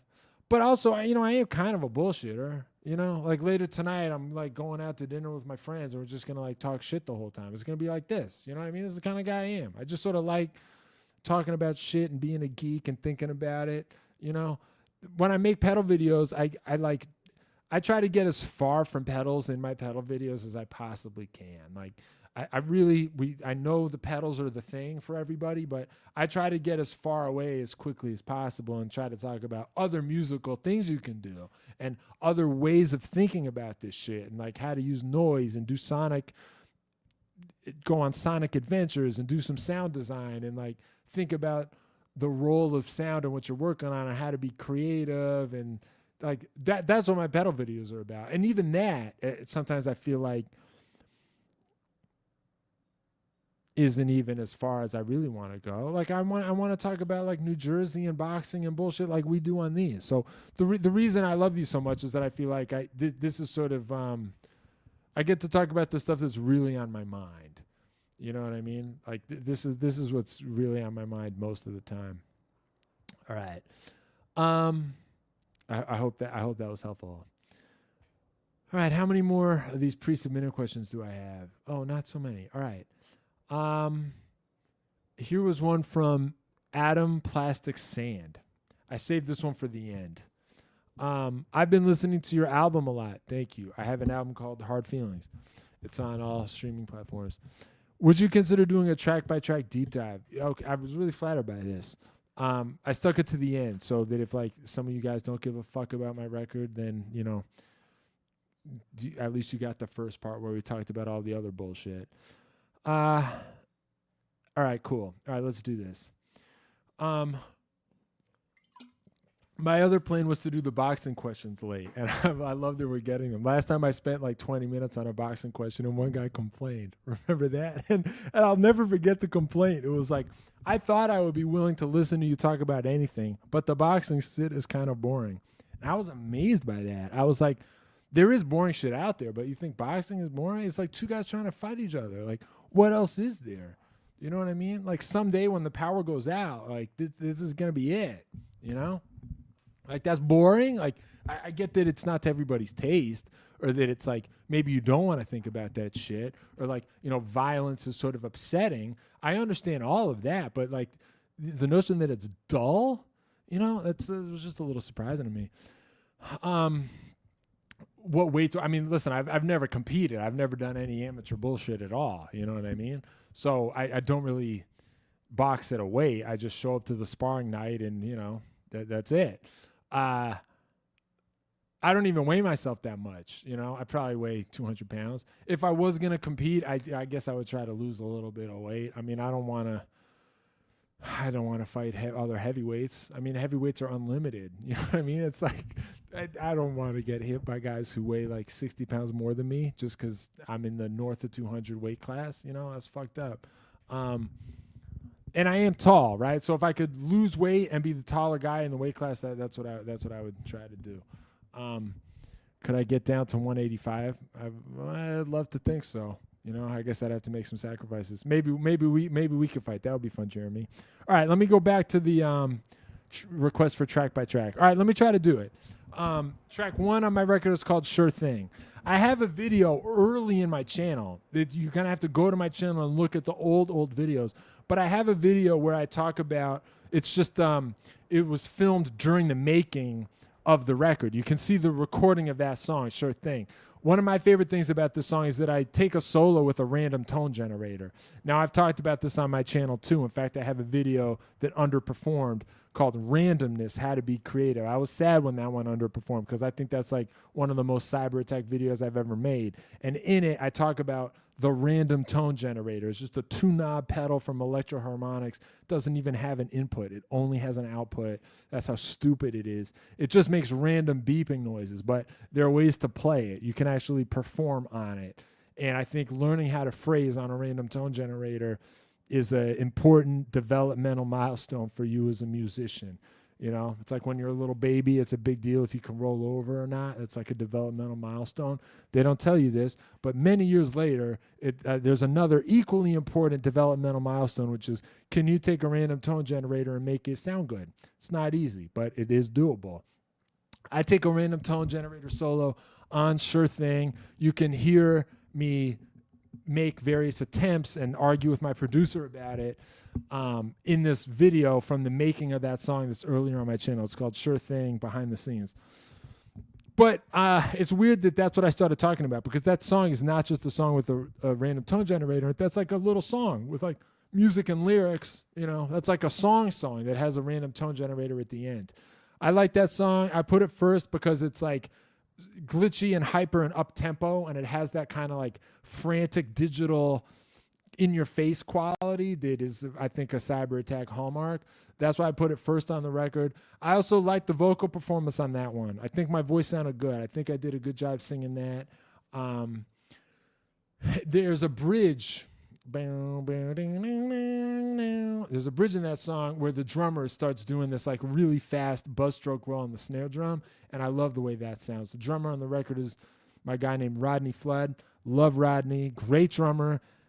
That was a cool sort of choice he just made. He was started doing that one day in rehearsals or at the shows or something. He just started doing this crazy, like almost militaristic buzz stroke roll for the whole bridge. I love that. It's a cool choice.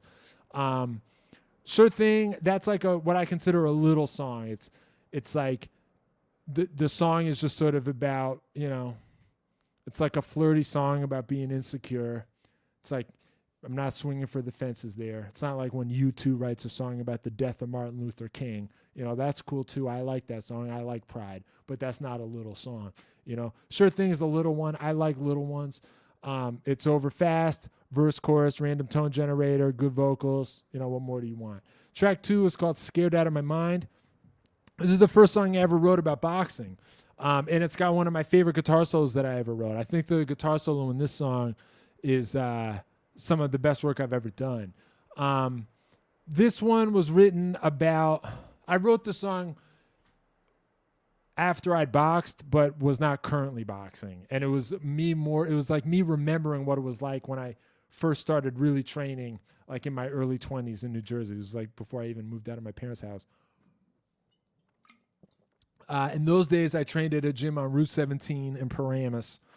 And I learned, that was where I sort of learned a lot of stuff. I learned how to do the speed bag at this gym. I sparred for the first time at this gym, but it was a little knucklehead. Like my trainer, I think was like, some guy my age. And he would send me text messages being like, hey, the other trainer says he's got a guy who weighs what you weigh, but his guy looks better than you. And I told him he was full of shit. So we're putting you in the ring. When you come to the gym later today, try to make me look good. I would get like text messages like that on my way to the gym. And I remember that like mostly feeling cool about it and feeling good about it. And like I was in good shape and I was excited about training, and I would like, go to the gym, work out, and then come home and like go running at night. I was like hopped up on my own fumes. I would like listen to Slayer in the car on the way to the gym. I was believing it. And then I would get to the gym and it would be like time to spar the other guy who was supposed to look better than me. And I was like, that's cool. That's cool. I know what I'm going to do. And then I would put the headgear on. And that was always the moment when I was like, I'm actually terrified.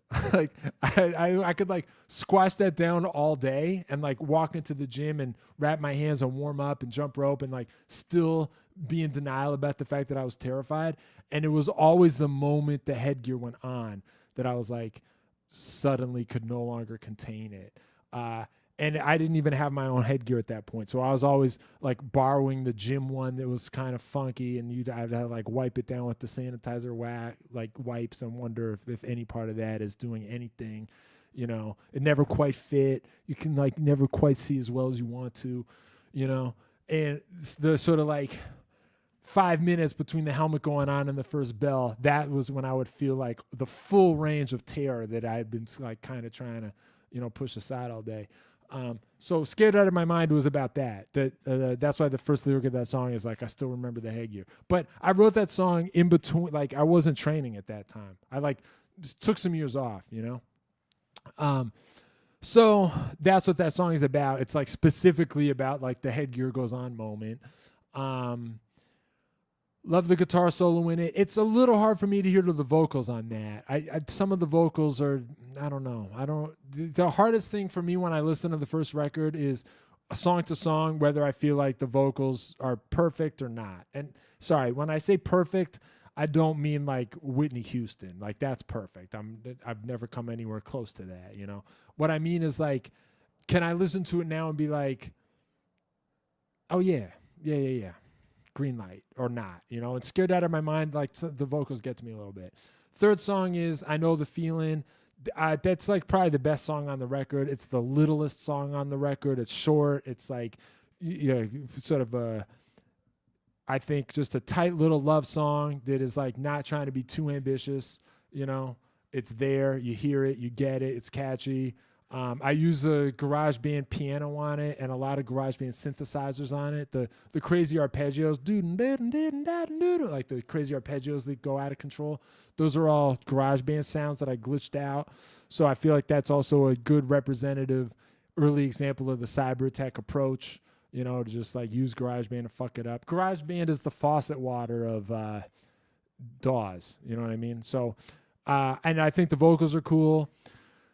I'm happy with that. In some ways, I actually feel like the guitar solo could have been crazier. That's one where I'm like, you know, if I had to do that guitar solo again, I would have pushed it even harder and like either shredded more or made the guitar tone even more fucked up.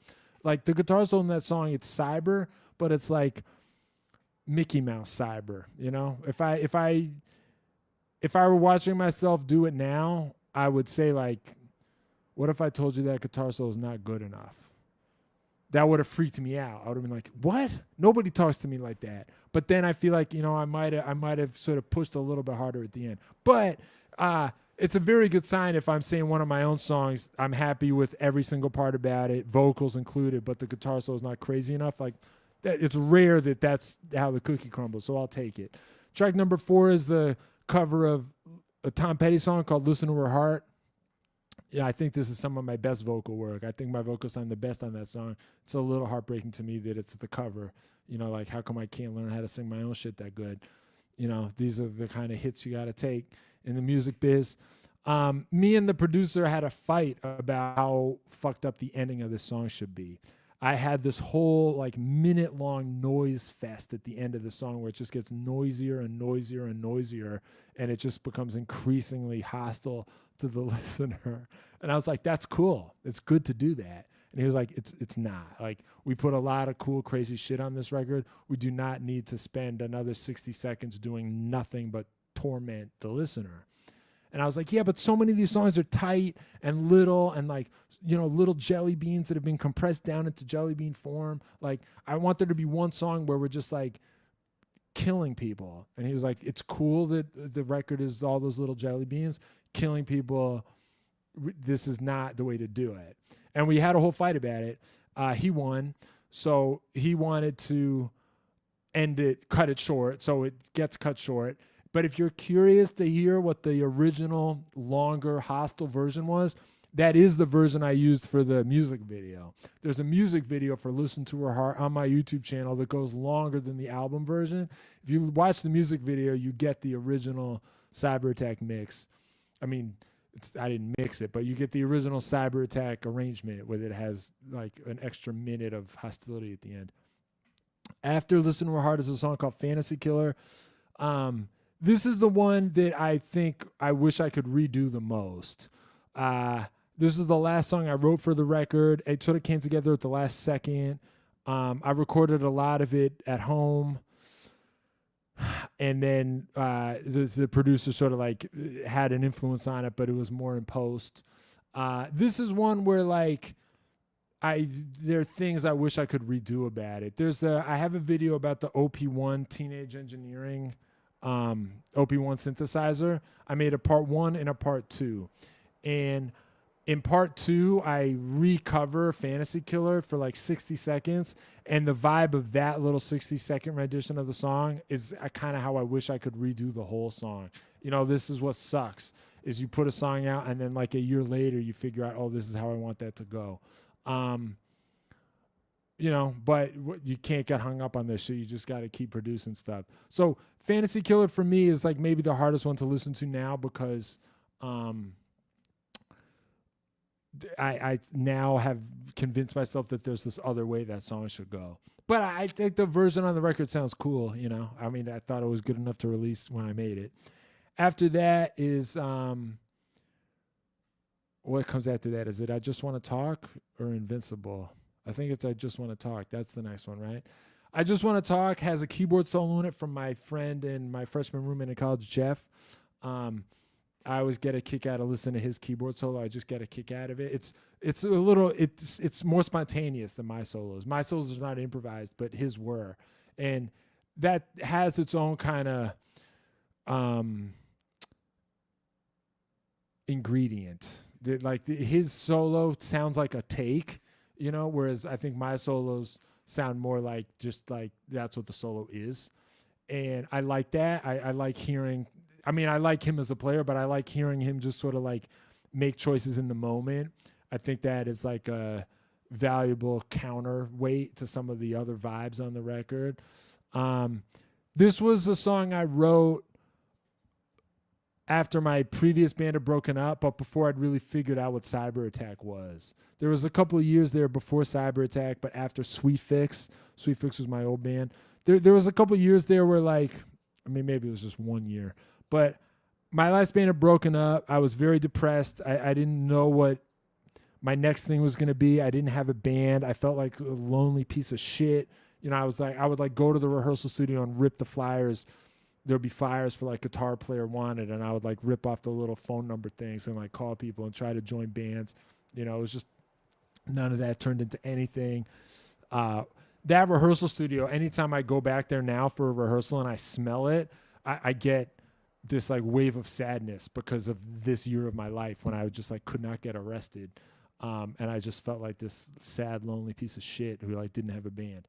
I'm not saying you should feel like a sad, lonely piece of shit if you don't have a band. I'm not saying that people who don't have bands are losers. I'm just saying I had been in a band that broke up. I had never counted on that in my life, and I felt like a loser. And so the smell of this one rehearsal, to me, when I breathe it now, if I ever have to like do a rehearsal there, it, like I smell it and I'm just like, oh my God, like it's like 2017 again. So I wrote this song then. This song is like kind of a whatever. It's like a happy, romantic, little whatever love song. But I wrote it at a time when I like kind of didn't know what my next thing was going to be. And so when I hear it now, it's like not the most Cyberattack thing I've ever heard in my life. It sounds a little bit more like Ivan songwriting when he doesn't know what band he's in. And also that song is just extremely hard to sing live. I always hated having to do it. I don't know why. There's a lot I don't understand, but like that's low in my range or something. And it was just like impossible to do live. Recording it was a nightmare. So that part, I was also writing songs at this time, not necessarily believing I was going to be the lead singer. I hadn't been the lead singer in Sweet Fix. I had not yet committed to being the lead singer inside. I didn't know. I was like, who really knows what's going to happen? Maybe I won't be the lead singer, but I was still writing songs. And there's something, I think, non-committal about writing a song where you don't know if you're going to sing it or not. I would say don't do that. Like, unless you know the singer, you're the singer, and you got to write for you. And I wasn't exactly doing it when I wrote this song, and so sometimes when I listen to it now, I get preoccupied about that. I sort of look forward to the Jeff keyboard solo because it like takes my mind off the other shit and like remembering this sort of low point in my life. Also, the song's not sad. It's like kind of this just, it's just like kind of romantic, you know? After that, we have Invincible. This one I like. I like the way I sang it. I think the vocals sound good. This one is doing something that I do on my current record a lot, which is that it's like sort of talking about fighting and boxing and like tough guy metaphor bullshit, but to talk about feelings and relationships. That's what Invincible is kind of trying to do. It's like using some of the language of like fighting games and video games and boxing, but to talk about like the highs and lows of being in a relationship. That's a very, that trick, you know, you guys might be sick of it, but I'm not, and I do it a bunch more times on the current record. So Invincible to me is sort of like lyrically, from a songwriting point of view, that kind of became my big next thing. So Invincible, I still relate to it. I love the drumming on it and the bass playing. The bass was a guy named Jay Goodman. The drummer was Rodney Flood. I love the way those two guys sort of played together when we were tracking it. Like that's one where I think like the rhythm section of the band that I had really gets to show off a little bit. So I like this song. I think it sounds cool. And then the solo is like very shreddy. I was really happy with that solo. When we were recording it, I came in one day while we were making this record. I came in early one day, and the engineer was playing that guitar solo for one of the interns, just to be like, listen to this crazy shit that happened here. He was literally just playing for the intern, like, listen to this crazy guitar solo. And I was proud of that like my guitar solo became the sort of the talk of the studio, you know, because I'm not the only good guitar player that ever walked through those doors. In fact, a lot of much better guitar players than me have done shit there, and these guys have seen a lot of stuff. So that was cool. Later in the process, when it switched to me having to sing it, that kind of shit ended. Nobody was saying like, "Hey, interns, listen to this guy's vocal shit." You know what I mean? Like, can you believe he's saying that? Like, nobody was talking about the vocals like that. But the Invincible guitar solo is, I think, I stand by the shredding there. So Invincible I like. And then the last song is called Autopilot.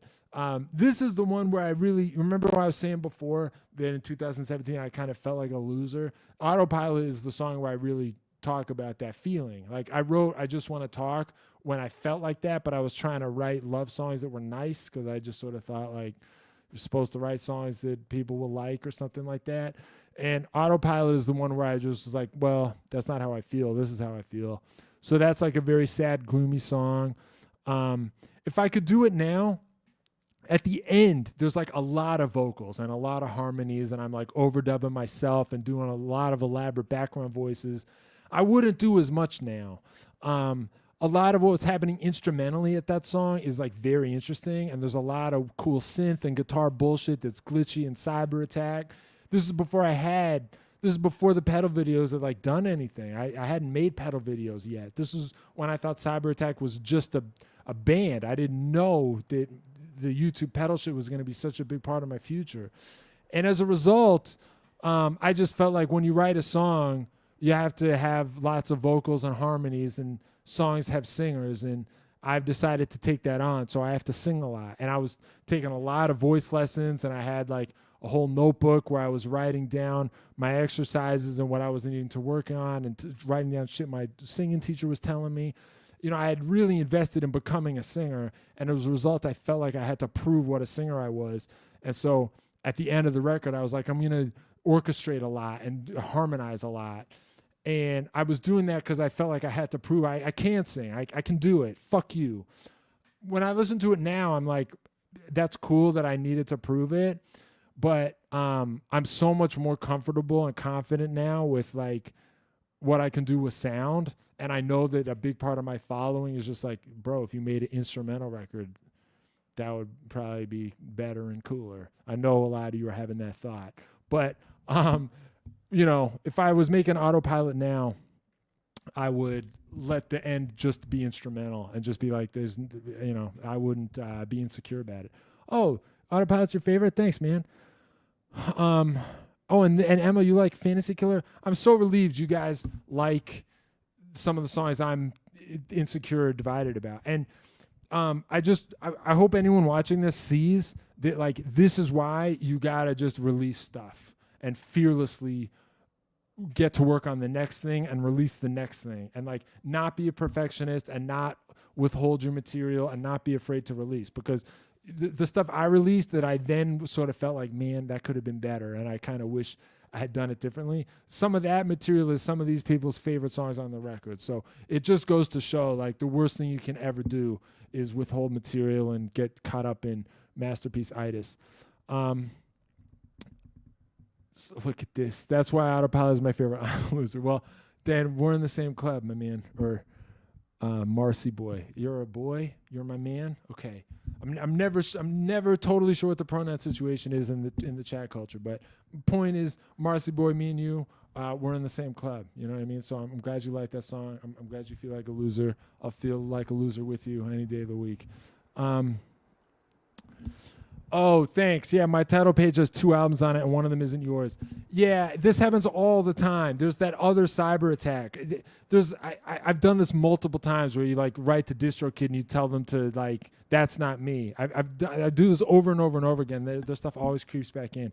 I keep hoping that like my father, they're not that famous, the other Cyberattack. You know what I mean? I keep thinking like my numbers are going to go up high enough that they'll just accept defeat and like, or whatever, Tidal will just murder them or something.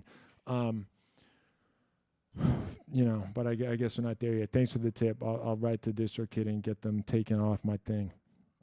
When I said I hope that Tidal will murder them, of course what I meant was that Tidal will just automatically take their stuff off my page. Of course, I would never call for anyone to be literally murdered or killed in real life. That's, of course, a violation of YouTube's terms of service and not something that would ever come out of my mouth. I hate that your message of the day is just release stuff.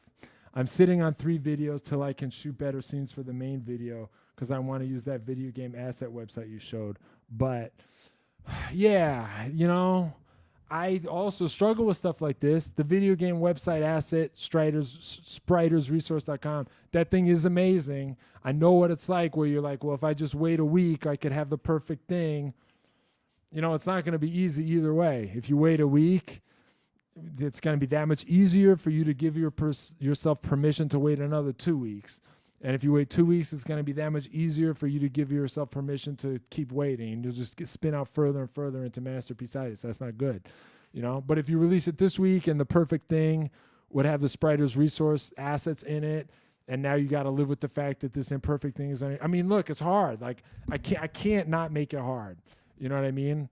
Maybe you're right that you should wait the week. I don't know. I can't guarantee any shit like this. I can't guarantee that any of my advice is good. For all I know, faucet water could be killing all of us. I found out that most people my age have like microplastics in their bloodstream. It's too late for me to do anything about it. You know what I mean? I live a pretty clean life. My sobriety is very important to me. And guess what? Like I still got microplastics swimming around inside my body. You think I'm happy about it? I'm not. That's why my real message is just like, you got to keep fighting. You know what I mean? It's not going to be fun. It's not going to be fair all the time, but you have to refuse to surrender. That's the best advice I can give. Hey, Ivan, hope you're well. And to you as well, Rob. Sorry I missed most of this damn job. Looking forward to watching it all with some coffee later. I love that for you. Enjoy. All right. You got to be bigger than the microplastics. That's exactly what I'm saying. You can't let the microplastics win. What was it all for if we let the microplastics win? They're micro. You know what I mean? How dangerous could they possibly be? Sometimes I think that I might name the book I want to write about growing up in New Jersey, How I Got My Microplastics. I can't decide if I think that's like a good title or whether it's just kind of like clever and delightful. If it's clever and delightful, I hate it. And I can't name my book that, but I haven't decided if it's that yet or not. All right. Excited to catch this. Could you talk about making an idea into an imperfect song that would be worth releasing? I've made hundreds of multi-track loops, but I haven't yet made one complete song. Oh, I see what you're talking about. I've talked about this in detail on previous live streams. And I say that just because, like, I'll try to help you with it now, but it's possible that I said better stuff like a year and a half ago before I had as many microplastics in my bloodstream and before I, gotten hit in the head all those extra times. So, I'll do what I can for you today, but it's possible that the Ivan of 2021 had like better advice for this. Look at this. Fresh hair looks sharp. Thank you. Thanks. Yeah, no, I owe a lot to Carmen. That's the name of the woman who cuts my hair and dyes it. Yeah, I was happy with this one. We left it a little longer on top. I felt like this is what I want all the future haircuts to be. I'm going to be like, next time, be like, Carmen, remember April 2024? It was like 2.5 months ago. That's what we got to do again. So thank you for saying that. I appreciate it. All right. What do I have to do? Yeah. How do I make loops into a song? Yeah, man. Well, a song, one way to do it is to just kind of like hear it in your head and beam it. But if you could do that, you probably wouldn't be asking me this question. So another way to do it is to just be like, every song has an A part and a B part, at least. And you can sort of do A, B, and then go to a C part briefly, and then end on the A or end on the B. Now, dumbing it down like this, might sound like really terrible advice to a lot of people watching. I'm not saying this is how you write the best song that's ever been written. Your question is explicitly asking for advice about how to finish something that's imperfect but minimally good enough to be released. And I think that's a nice way to constrain it. It makes my life a little easier. That's all we're trying to do here. We're just trying to write a song that is adequate. And I would say like one way to get right into adequacy is to just force yourself to say it's going to be A, B, A, B, C, and then A or B. Now, does your micro loop have enough parts to give you an A and a B? You know, what if you keep the loop going, but you just change the bass notes under it? You know, that can be cool. Sometimes you like sort of keep the loop going the whole time, like Eminence Front by The Who or something like that. And you just change the bass notes under it. And you can have like one bass note, one chord progression outlined by bass parts that's A, and then you change it for B. And then for C, you mute the backing track and just put in some new shit. It can be instrumental or whatever.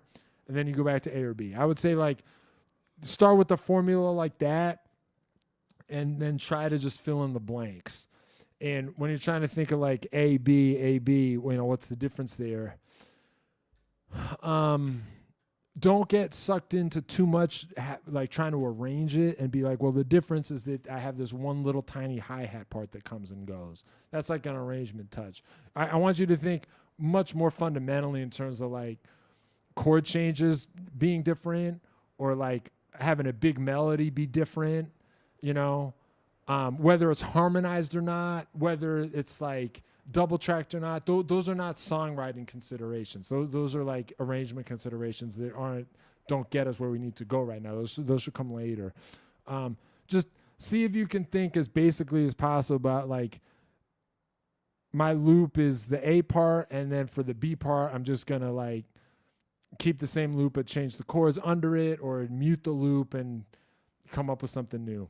See if you can sort of chip away at it like that. I hope that helps. If that feels like an incomplete answer, come through my previous live streams because I do have more to say about this. The other thing is that all my previous live streams are time-stamped. So if you look in the video description of any live stream, I have a table of contents there where I tell you all the different things I talk about at any time. And after I finish this live stream, at some point tonight, I'm going to frantically do that for this one too. So you can sort of hop around and look through the table of contents to like, you know, skip what you don't want to hear me talk about. There's nothing wrong with doing that. All right, cool. Everybody, thanks for being a part of this. I really appreciate it. Thanks again to the guy who gave me $9.99. That, you know, I appreciate that. That was a high point. Thank you for watching my videos and like, you know, your support, checking out the album. Thanks for having questions about the album. I mean, I'm flattered by that. And all I'm really doing now is treading water until I can find the outro video button to click on, which I have now found. So it's time to say goodbye. Thanks again, everybody. Stay tough.